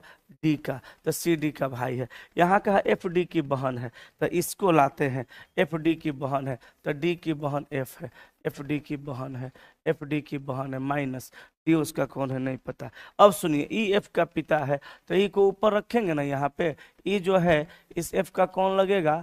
पिता लगेगा, पिता लगेगा तो पुरुष होगा। अब देखिए, इसका तो अरेंजमेंट हो गया। अच्छा, ई एफ का पिता है, तो बाकी सबका पिते लगेगा, क्योंकि तो आपस में सब भाई भाई हैं, भाई बहन है। अब देखिए, जी एच की माँ है, अब जी एच की माँ है उसका क्लियर नहीं है। सी डी का भाई है, इसको तो अरेंज कर दिए। शुरू में छोड़े थे ए बी की बहन है, उसका भी पता नहीं है। आगे कहा सी जी का बेटा है, तो सी जी का बेटा है, तो सी यहाँ हो गया और जी का ये बेटा हो जाएगा। तो ये बताइए, जी का बेटा हो जाएगा, तो यहाँ पे जी एच की माँ है, तो एच को यहाँ रखेंगे, जी एच की कौन लग जाएगी? माँ लग जाएगी, तो ये माँ है। तो अब सी जो है एच का भाई लग जाएगा, एच उसका कौन लगेगा, नहीं पता। ये दोनों आपस में पति पत्नी लग जाएंगे, पति लगेगा और जी उसकी पत्नी लग जाएगी, लगेगी ना। अब कहा बी सी की बेटी है, अच्छा बी सी की बेटी है, तो बी को यहाँ रखते हैं, बी जो है इस सी की पुत्री हो जाएगी, बी सी की बेटी है। यहाँ कहा ए बी की बहन है, तब यहाँ कर दीजिए ए को, ए इस बी की बहन है, तो शुरू में छोड़े थे। अब देखिए, सी की शादी जैसे हुई है, अब कहा कि सी की शादी जैसे हुई है, तो सी यहाँ पर तो पुरुष है, सी यहाँ पे पुरुष है, इसकी शादी जे से हुई है, तो इधर एगो नया जे को बना देते हैं और जे जे इसकी पत्नी हो जाएगी। सी की शादी हो गई, कहा सी की शादी जे से हुई है, तो सी पुरुष है, जे से शादी हो गया। परिवार में कितनी महिला सदस्य है, देखिए डी का जेंडर अभी तक क्लियर नहीं पता चला, तो महिला सदस्य एगो जी है। लेकिन एक मिनट, यहाँ कहा परिवार में कितनी महिला सदस्य हैं, तो न्यूनतम 5 अधिकतम 6। अच्छा, ज्ञात नहीं कर सकते का ऑप्शन नहीं दिया है, तो हम न्यूनतम देखते हैं। तो यहाँ पे क्या ऑप्शन आएगा देखते हैं। एगो ई महिला है एगो, एगो एफ महिला है 2 गो, एगो जे है 3 गो, एगो ए है 4 गो, एगो बी है 5 गो।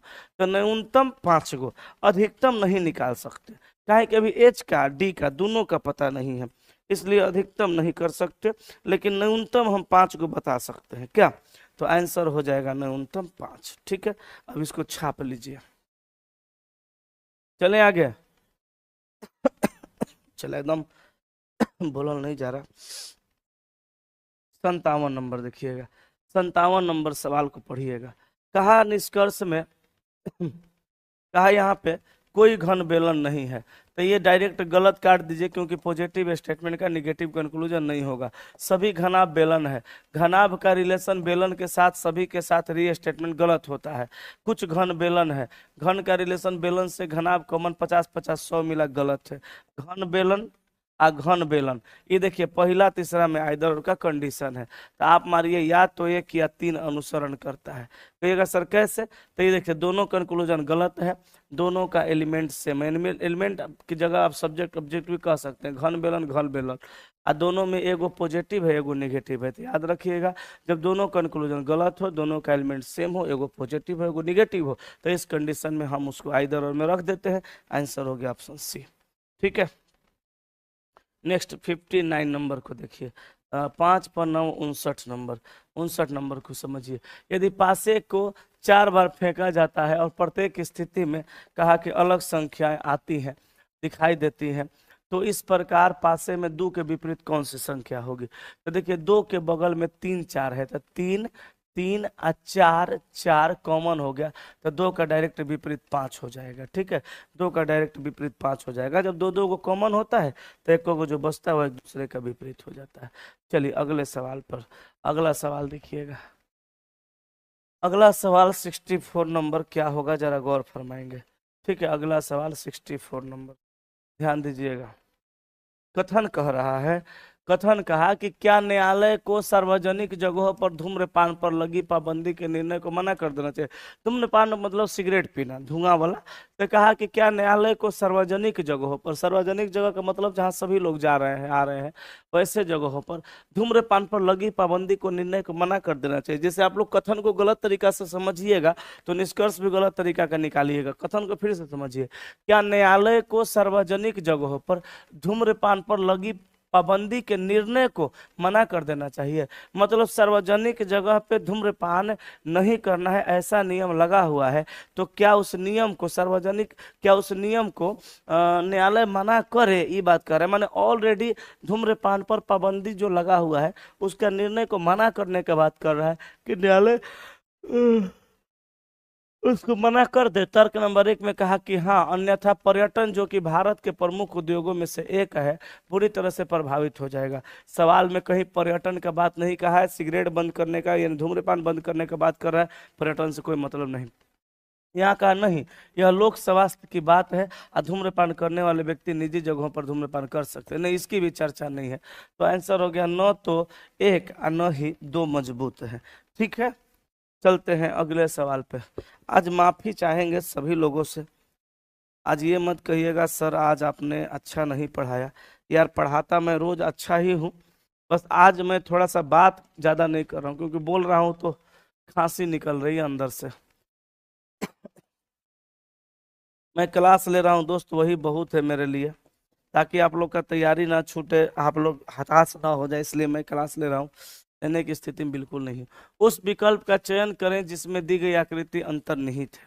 तो मेरे ख्याल से आप एक बार ऑप्शन नंबर डी को देखिएगा, तो ये फिगर आपको जरूर मिल जाएगा। देखिए देखिए मिल रहा है ना, बाकी किसी में नहीं है, आप एक बार देख लीजिए। तो आंसर हो जाएगा सबसे परफेक्ट ऑप्शन नंबर कौन सा, डी। देखिए तो डी दिया था, डी दिया है जी, वेरी गुड, दिया हुआ ही है। चलिए आगे चलते हैं आंसर 60 क्वेश्चन 69 पे। 69 नंबर को समझते हैं। उस आकृति का चयन करें जो निम्नलिखित आकृति श्रृंखला में अगली आकृति होगी।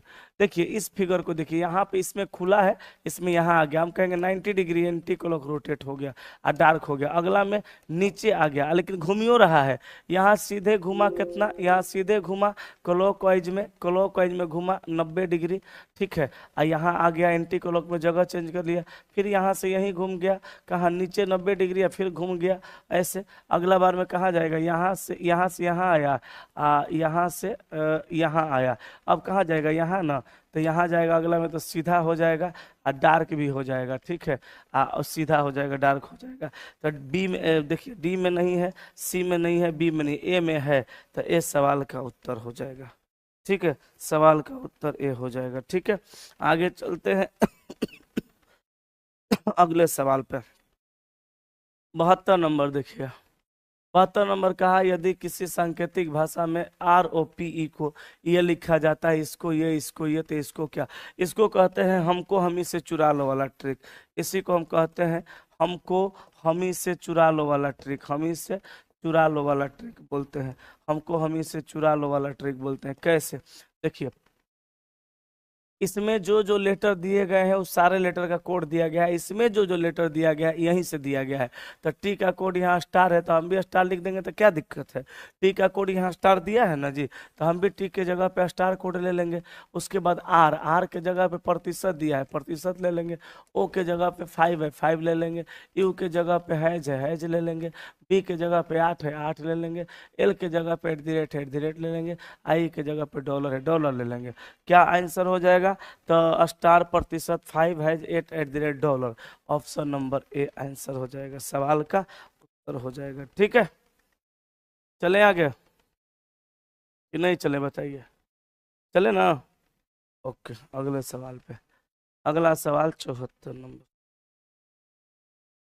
74 नंबर का तो क्वेश्चन में नहीं दिख रहा है।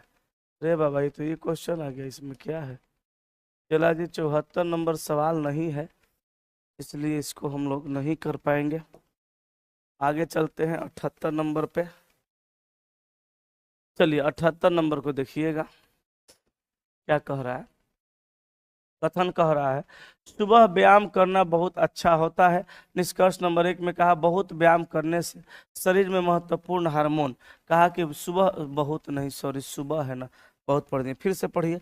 कहा कि कथन कहा कि सुबह व्यायाम करना बहुत अच्छा होता है, और निष्कर्ष कहा कि सुबह व्यायाम करने से शरीर में महत्वपूर्ण हार्मोन सक्रिय हो जाते हैं जो कि शरीर के द्रव्यमान निर्माण में सहायक होता है। एकदम सही है बात।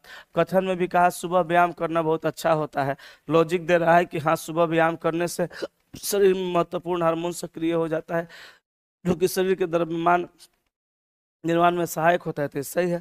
दूसरा कहा उपलब्ध खाली समय का व्यायाम के लिए चयन करना बुद्धिमानी होती है, ये भी बात सही है। लेकिन अब जल्दी से आपको बताना है कि दूसरा सही मारेंगे कि नहीं।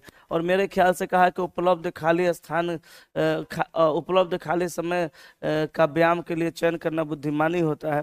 तो उपलब्ध जो खाली समय है उसको व्यायाम के लिए अगर हम चयन कर लेंगे तो ये कहीं ना कहीं बुद्धिमानी हो जाएगा। लेकिन ध्यान रखेंगे, कहा सुबह व्यायाम करना बहुत अच्छा होता है, तो इसके उपलक्ष्य में निष्कर्ष होना चाहिए। यहाँ का उपलब्ध खाली समय का व्यायाम के लिए चयन करना बुद्धिमानी होता है, तो यहाँ पे ऐसा बात कुछ नहीं कहा कि खाली समय का व्यायाम, खाली समय जो भी है उसमें व्यायाम कीजिए। यहाँ सुबह का व्यायाम का बात किया, इसलिए दूसरा गलत हो जाएगा। आंसर हो गया केवल निष्कर्ष एक अनुसरण करता है, ठीक है। तो यहाँ आंसर मारेंगे ऑप्शन नंबर बी। दिया है कि नहीं दिया है, देखिए तो बी दिया है।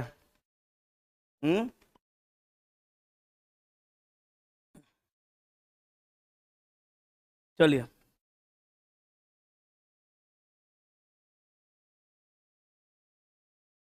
चलते हैं आगे अगले सवाल पे।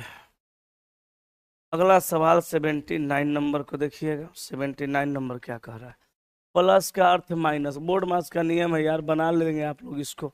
जल्दी बोलिए क्या आंसर मार दें, जो बोलिएगा वो मार देंगे। आप लोग तो बोर्ड मास बना लेते हैं ना। 17 आंसर, चलिए 17। यहाँ देखिए 85 नंबर, 85 नंबर 1 जनवरी 2016 को शुक्रवार था। 31 दिसंबर 2016 को कौन सा दिन होगा? तो देखिए 2016 लीप वर्ष है, 1 जनवरी का दिन दिया, 31 दिसंबर का पूछा, तो यहाँ पे शुक्रवार के जगह आप शनिवार मार दीजिए। बनाने से बढ़िया है कि डायरेक्ट मार दीजिए। इसके लिए लिख लीजिए 2 लाइन, हम बोल देते हैं, ठीक है। देखिए जितना कॉन्सेप्ट है ना साहब उतना हम बतेबे करेंगे, कोई दिक्कत नहीं है। बशर्ते आज थोड़ा सा हम तेज नहीं बोल रहे हैं, उतना जैसे रोज एनर्जेटिक लेते हैं नहीं ले रहे हैं, क्योंकि आज क्लास ले रहे हैं वही बहुत ज़्यादा हो रहा है क्योंकि क्लास लेने की स्थिति में बिल्कुल भी नहीं है, ठीक है। सुनिएगा ध्यान से। कहा कि 1 जनवरी 2016 को शुक्रवार था, तो 31 दिसंबर 2016 को सप्ताह का कौन सा दिन होगा? कौन सा दिन था ये पूछ रहा है। तो देखिए 2016 लीप वर्ष है, 1 जनवरी का देख 31 दिसंबर का पूछ रहा है, तो 1 जनवरी को हम साल का पहला दिन बोल सकते हैं, 31 दिसंबर को साल का अंतिम दिन बोल सकते हैं। यस कि नो बोल सकते हैं? सुनिए, तो अगर इसको बनाइएगा तो 1 जनवरी से लेकर के आपको 31 दिसंबर तक जाना पड़ेगा, और सारे दिन को इकट्ठा करके 7 का भाग लगाना पड़ेगा, टाइम ज़्यादा लगेगा। इसलिए आप इसको डायरेक्ट बनाने का 2 बात बोलते हैं, लिख लीजिए। पहला बात तो आप ये लिखिएगा कि किसी भी साधारण वर्ष का पहला और अंतिम दिन समान होता है। किसी भी साधारण वर्ष का पहले का दिन यानी 1 जनवरी और अंतिम दिन यानी 31 दिसंबर एक समान होता है, ठीक है। अच्छा, लीप वर्ष में लिखिए, किसी लीप वर्ष में प्रथम दिन की तुलना में अंतिम दिन एक दिन बढ़ जाती है। किसी लीप वर्ष में प्रथम दिन की तुलना में अंतिम दिन एक दिन बढ़ जाती है। कहने का मतलब ये हुआ दोस्त कि लीप वर्ष में जो प्रथम दिन को दिन होगा, माने 1 जनवरी को जो दिन रहेगा वही दिन 31 दिसंबर को भी रहेगा। जैसे बुधवार है 1 जनवरी को, तो 31 दिसंबर को भी बुधवार रहेगा। लीप वर्ष में एक दिन बढ़ जाएगा, बृहस्पतिवार हो जाएगा, ठीक है। चलिए, ये भी बोर्ड मासी है। और यहाँ पे कहा कि दिए गए 2 चिन्हों का आपस में बदलने पे मान क्या होगा? तो ये भागा और प्लस को बदलिएगा तो मान क्या होगा? तो बोलिए इसका जल्दी से आंसर मार देते हैं, क्योंकि बोर्ड मास आप सभी लोग बना लेते हैं, कोई भी जनरल कंपटीशन का स्टूडेंट ऐसा नहीं होगा जिसको बोर्ड मास न आता हो। आज टाइम बर्बाद करना अच्छा है बात है नहीं। तो चलिए 88 नंबर को देखिएगा। 88 नंबर क्या कह रहा है? 88 नंबर कहा कि बी और सी क्रमशः पति और पत्नी है। तो बी और सी क्रमशः पति और पत्नी है, तो ये बी हो गया और ये सी हो गया। तो बी और सी क्रमशः पति और पत्नी है, तो ये बी और सी क्रमशः पति और पत्नी होंगे। तो इसमें पति कौन है पत्नी कौन है इसके लिए वो क्रमशः लिख दिया है। तो बी और सी क्रमशः पति और पत्नी है, तो क्रमशः का मतलब जो पहले आया पहले के लिए, जो बाद आया वो बाद के लिए। तो बी पति है और सी उसकी पत्नी है, ठीक है, पति और पत्नी है। आगे कह रहा है एम के और सी का पिता है, तो एम को यहाँ रख देते हैं, एम के का भी पिता है। तो एम जो है भैया वो के का पिता है, एम के का पिता है, एम के का पिता है तो पुरुष होगा, और सी का भी पिता है पुरुष है। अब कह रहा है बी एम से कैसे संबंधित है? तो बी एम का दामाद हो जाएगा ना। देखिए एम जो है के का पिता है, सी का भी पिता है, तो सी जो है के की बहन लगेगी, के उसका भाई लगेगा, बहन नहीं पता। तो इसका पिताजी इसका पति है, नहीं इसकी पत्नी है तो इसका पति है, तो इसका पिताजी का ये दामाद लग जाएगा। तो आंसर मार देंगे सन इन लॉ, यानी ऑप्शन नंबर सी। क्या मारेंगे? Son in law, option number C. Son in law, option number C, ठीक है। चलें आगे। आगे बाप रे बाप, 93 नंबर देखो भैया, यहाँ देखो, वेन आरेख का चयन करें जो निम्नलिखित वर्गों के बीच के संबंध को सबसे अच्छी तरह से दिखाता है। तो सबसे अच्छी तरह से दिखाने वाला वेन आरेख लीजिएगा। तो यहाँ देखिए स्नातक है, साक्षर है, मेहनती है। तो स्नातक, साक्षर और मेहनती के बीच सबसे उपयुक्त वेन आरेख कौन सा होगा? तो स्नातक, साक्षर और मेहनती के लिए आप बी को मार दीजिए। पूछिए किस? जितना स्नातक होगा उस सारा का सारा साक्षर होगा। पढ़ा लिखा लेना आदमी स्नातक कहलाएगा। तो जितना स्नातक होगा भैया, जितना स्नातक होगा सारा का सारा क्या होगा? साक्षर होगा। तो जितना स्नातक है सब साक्षर है, और कुछ साक्षर भी मेहनती हो सकता है, कुछ स्नातक भी मेहनती हो सकता है, इसलिए आंसर ऑप्शन नंबर बी हो जाएगा। नेक्स्ट 96 नंबर, 96 नंबर सवाल को देखिएगा। 96 नंबर सवाल में आपको अंतर देखना होगा शायद, इसलिए अंतर देखना होगा कि यहाँ संख्या बहुत ज़्यादा बढ़ घट नहीं रही है। इसके लिए आपको 30 सेकंड का टाइम देते हैं, एक बार देख लीजिए, तब हमको बताइए क्या होगा। तब तक हम एक दो घूंट पानी पी लेते हैं।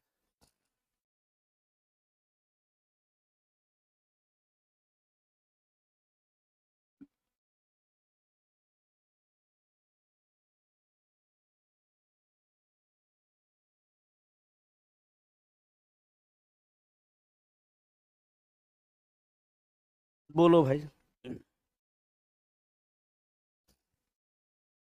हो गया टाइम खत्म। देखिए 27 से 34, तो 27, 28, 29, 30 और 4, 34, तो 7 बढ़ा।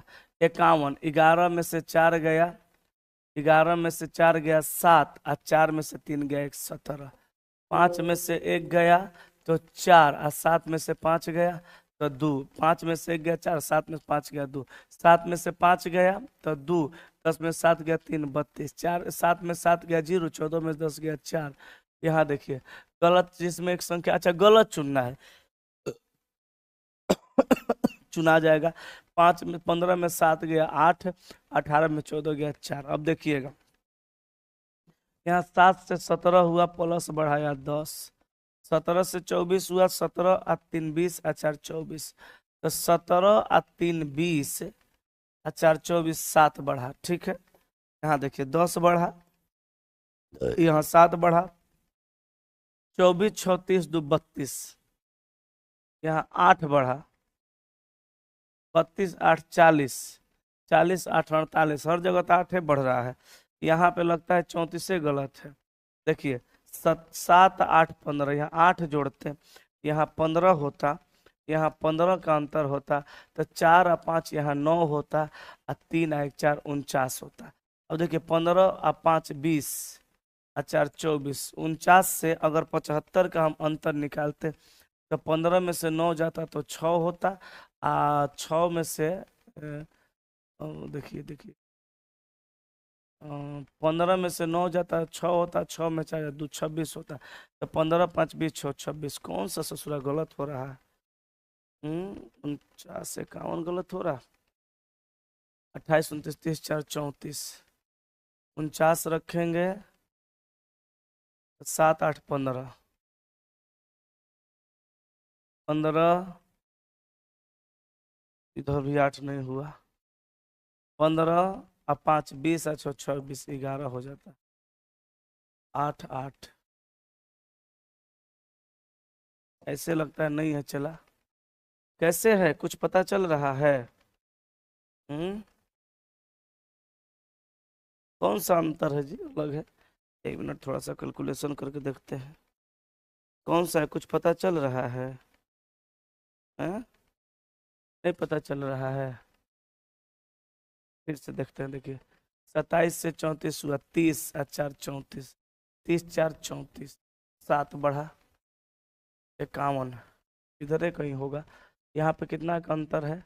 43। 15 में से 7 गया 8, 18 में 14 गया 4 8, 7 में 7 गया 0, 14 में से 10 गया, 14 में से 10 गया 4 40, 8 का अंतर। चलबो नहीं करता है मार्कर बढ़िया, 8 का अंतर।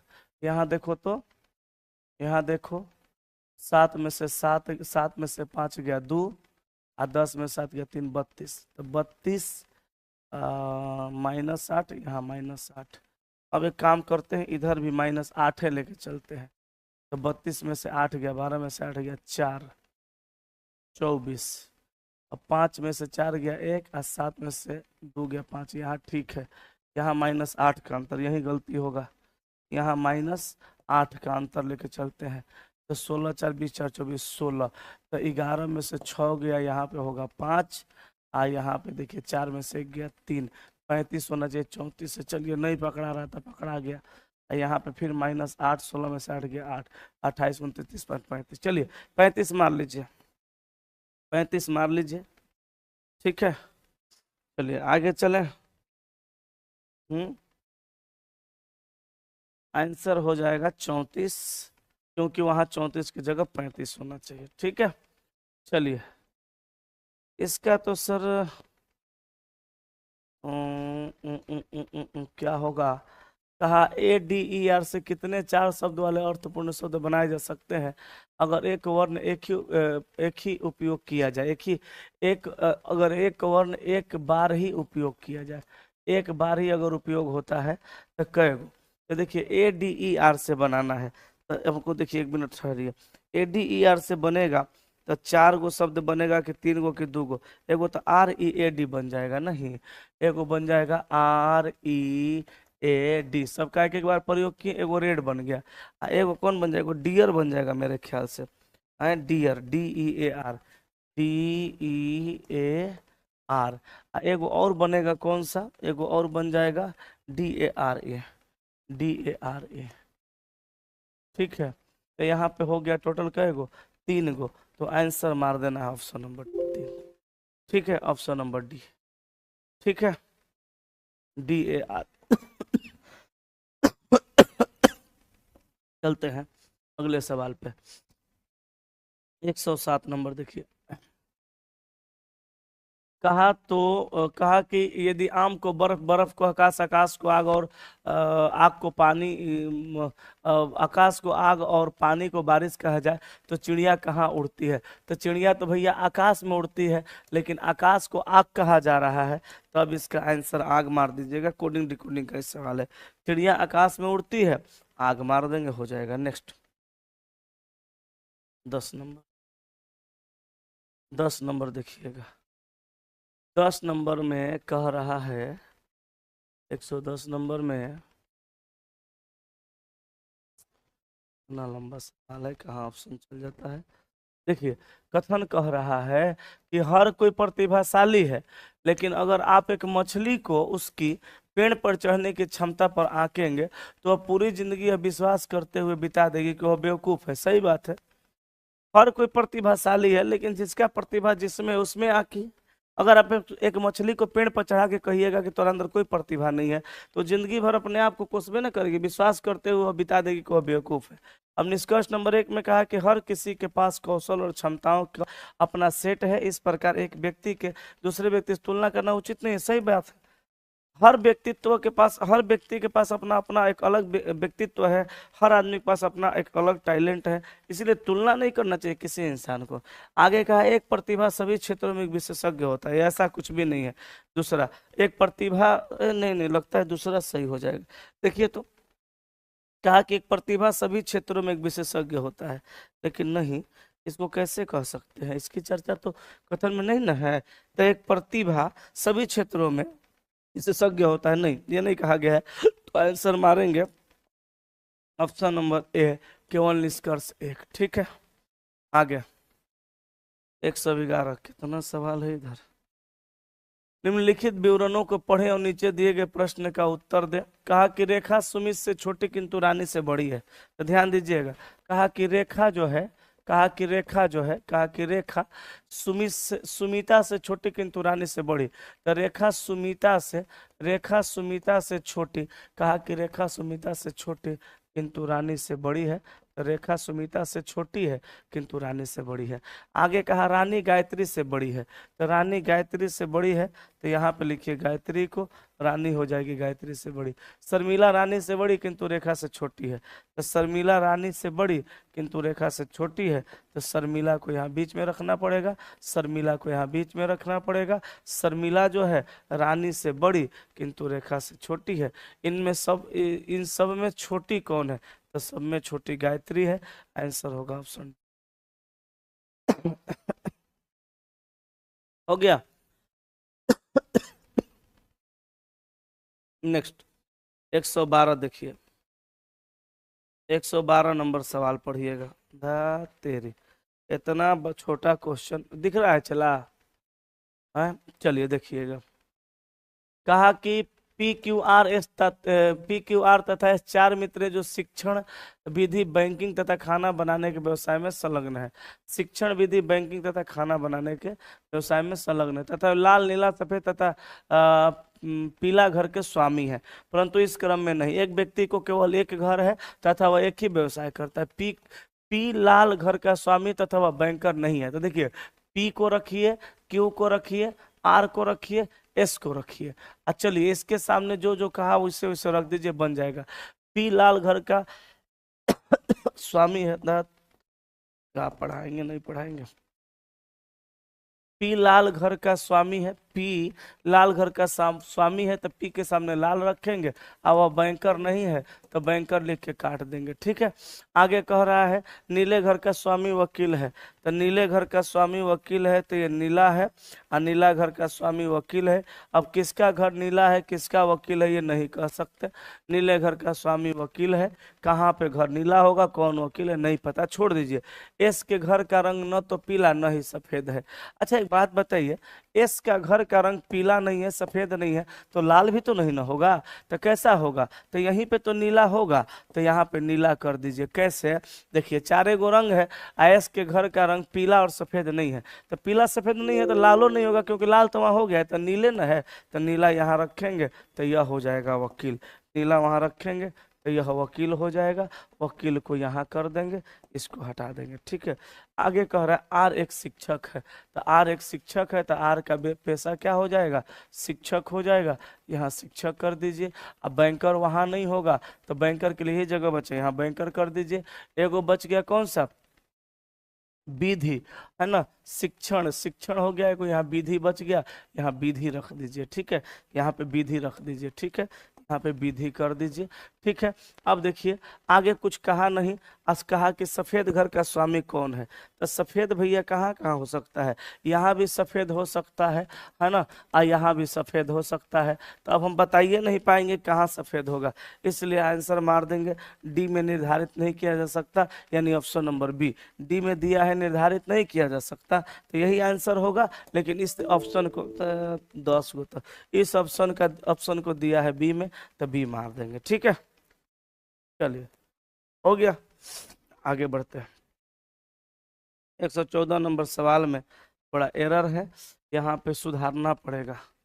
यहाँ पे देखिए पहला चीज, यहाँ पे 5 के जगह 5 नहीं होगा 3 होगा, पहला चीज ये सुधारिए। अब उसके बाद देखिए बनाइए, बन जाएगा। यहाँ पे 3 होगा, यहाँ पे 2 होगा, और यहाँ पे गुणा में 1 होगा। ठीक है, अब सुनिए f का वैल्यू 6 होता है, 5 लेना पड़ेगा। देखिए FED, f का वैल्यू 6, e का 5, d का 4, एक को घटा के लीजिए, -1 सब में कर दीजिए, तो 5 गुना 4 गुना 3, 5 का 20, 60, 5 का 20, 60,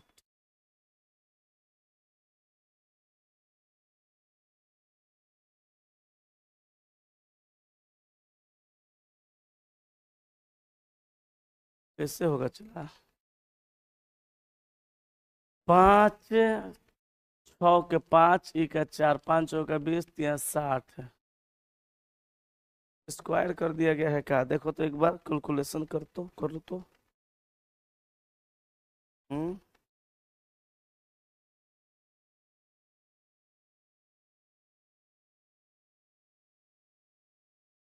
1 मिनट ठहरो, ऐसे मत करो। f का 6 होता है ना, 5 ले लो, e का 5 होता है ना, 4 ले लो, और d का 4 होता है ना, 3 ले लो। इसी में गुना डायरेक्ट कर दीजिए 3 से, 3 का 9, और 4 3 12 के 2 हाथ में 1, 5 15 1629 हो जाएगा, यहाँ 2 कर दीजिए। तो b का वैल्यू 2 होता है 1 लीजिए, c का 3 होता है 2 लीजिए, d का 4 होता है 3 लीजिए, 123 दूनी का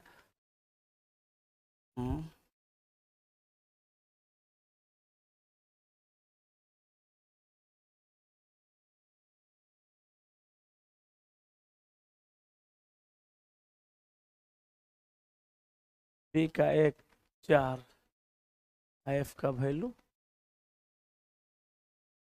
5, 145 गुना 1 बराबर 1, ऐसे तो ये आ रहा है।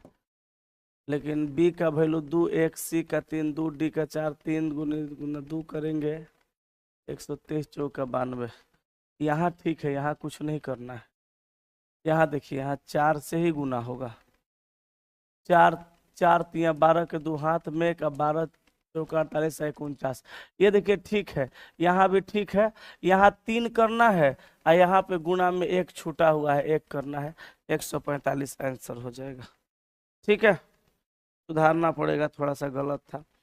127 देखिएगा, कहा सही विकल्प का चयन करें जो दिए गए शब्द की व्यवस्था को उसी क्रम में इंगित करता है जिस क्रम में अंग्रेजी शब्द को उसमें दिखाई देते हैं। तो एफ आर सब में देखिए कॉमन है, F R F R F R F R F R F R. अब एफ आर सब में कॉमन है तो हम देखेंगे कि कॉमन के बाद कौन सा लेटर पहले आएगा। इसमें ई ई वाई ओ ए आई, तो ए पहले है तो ये 1 नंबर पे हो गया। ठीक है, ये 1 नंबर पे हो गया। उसके बाद ई दो बार है, आई है ओ है तो ई पहले आएगा, तो ई दो बार है, डी आएगा तो डी वाला पहले आएगा तो ये 2 नंबर पे होगा, आई ये हो जाएगा 3 नंबर पे। उसके बाद ओ आई में आई आएगा पहले 4, ओ आएगा तो 5, अब आई आएगा तो 6। तो यहाँ पे 5 आ 2 आ 1 को पहले देखिए, तो 5 2 1 यहाँ है, यहाँ नहीं है, यहाँ नहीं है, 5 2 1 हो गया। पहले 5 वाला को अरेंज करेंगे, फिर 2 वाला को अरेंज करेंगे, फिर 1 वाला को, फिर 6 वाला को करेंगे ना, 6 6 इसमें 6 6 इसमें है, 6 6 आ गया।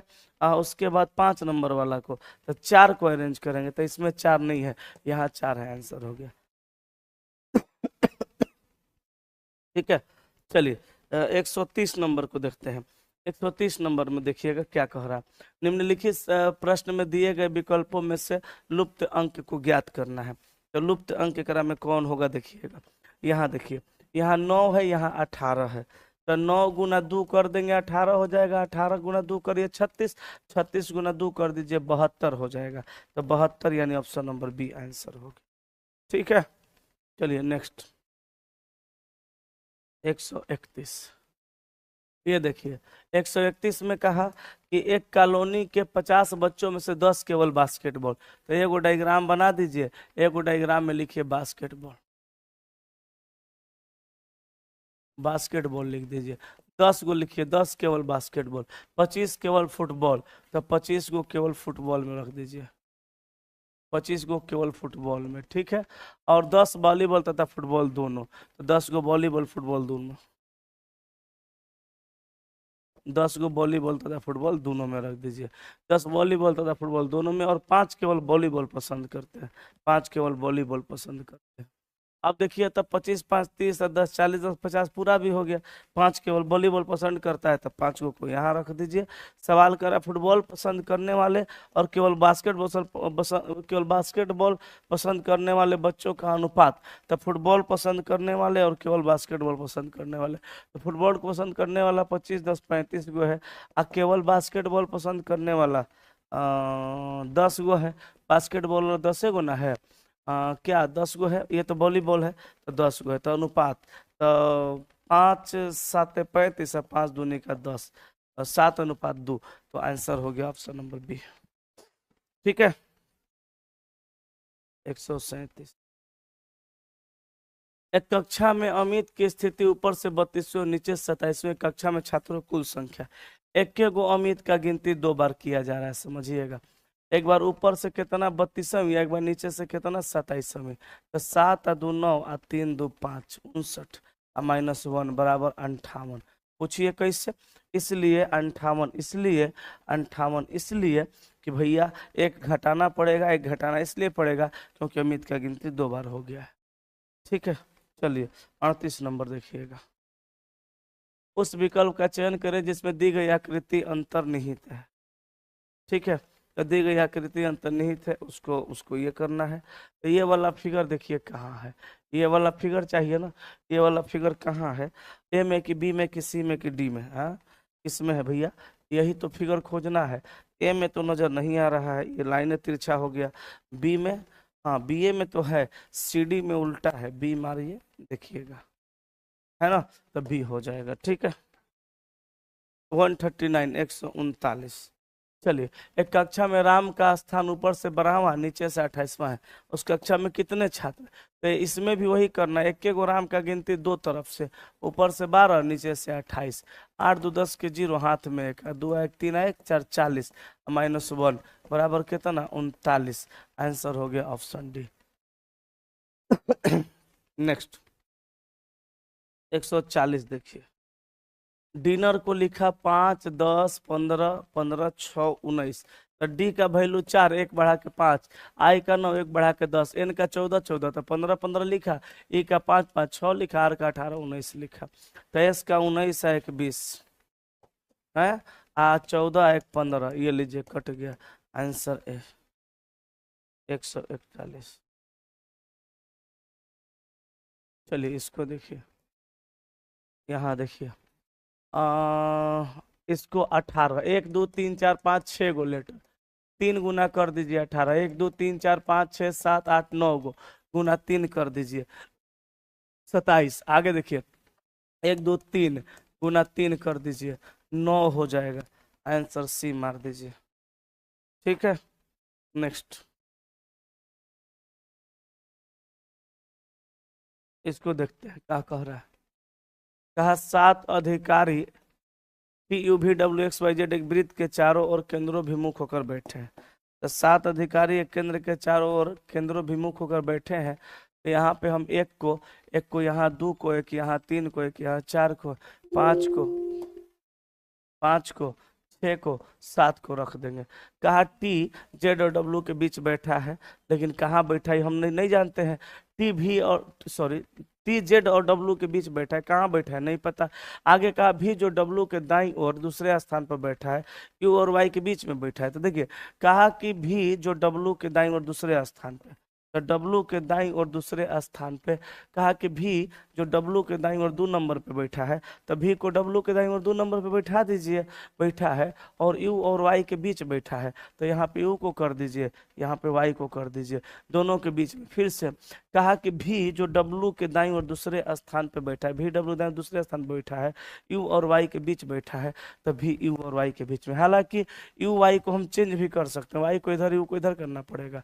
अब देखिए यहाँ कहा कि टी जेड और डब्ल्यू के बीच में, तो डब्ल्यू यहाँ है, टी को यहाँ कर देंगे, जेड को यहाँ। तो बोलिए टी डब्ल्यू, और कहा कि टी जेड और डब्ल्यू के बीच में, तो टी जो है जेड डब्ल्यू के बीच में हो गया। ठीक है, अब चलिए आगे पढ़िए। आगे कहा यू एक्स के बगल में नहीं है, तो अब तो एक्स के लिए यही जगह बचा। कह दिया ससुरा कि यू एक्स के बगल में नहीं है, एक मतलब यू गलती जगह पे है, यू को यहाँ कर दीजिए, वाई को यहाँ कर दीजिए।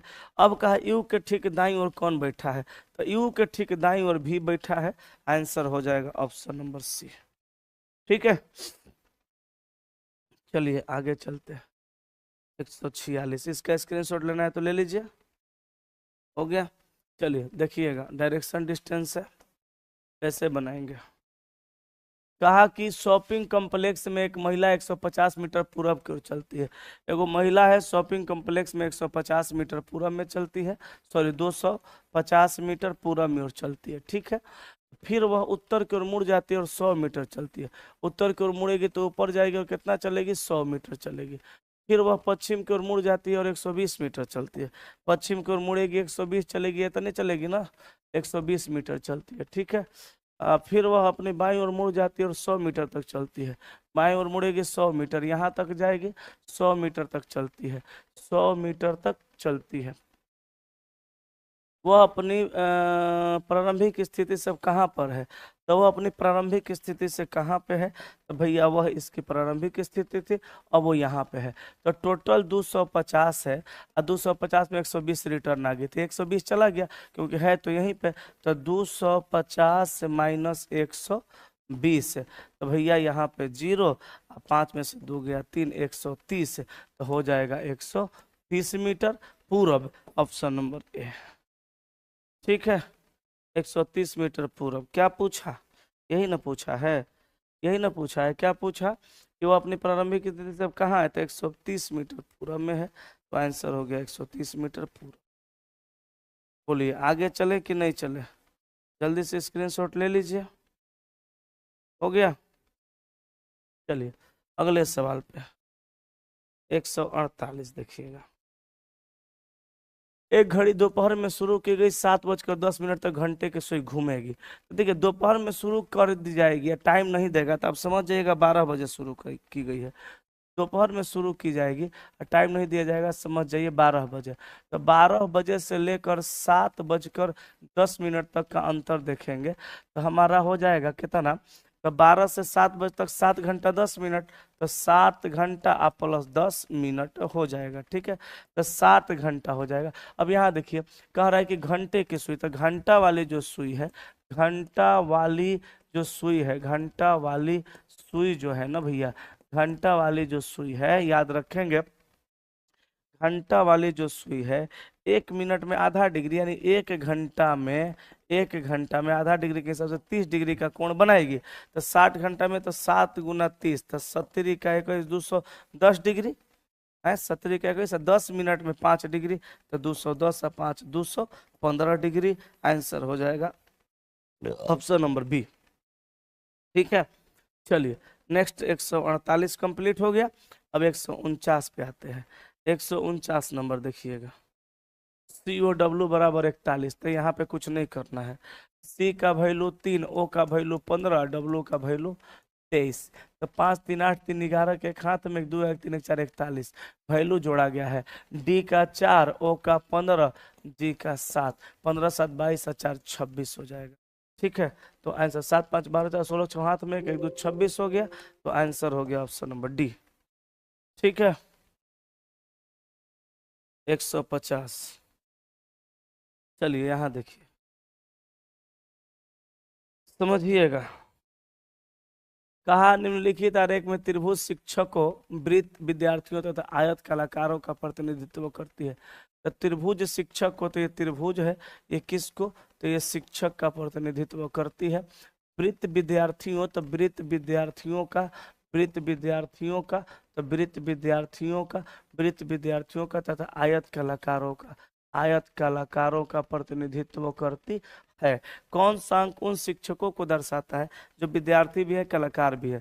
तो शिक्षक को कौन सा कौन कहा गया, कौन सा अंक उन शिक्षकों को दर्शाता है, यानी 5 जो कि विद्यार्थी को भी दर्शाता है और कलाकार को भी दर्शाता है। तो आंसर हो गया ऑप्शन सी। ठीक है, तो आज के लिए माफी चाहूंगा, सभी लोग माफ करेंगे, जो भी मेरे भाई बंधु हमको देख रहे हो वो भी माफ करेंगे, या जो भी लोग हैं माफ कीजिएगा। मेरी तबीयत ठीक नहीं है, तो इसलिए मैं क्लास आज उस एनर्जी में नहीं ले पाया हूँ जैसे प्रतिदिन लेता हूँ। बट सारा क्वेश्चन मैं अच्छे से ही समझाया हूँ, उम्मीद करता हूँ समझ गए होंगे। बाकी हम लोग मिलते रहेंगे ऐसे ही क्लास में। तब तक के लिए bye bye, good night, love you.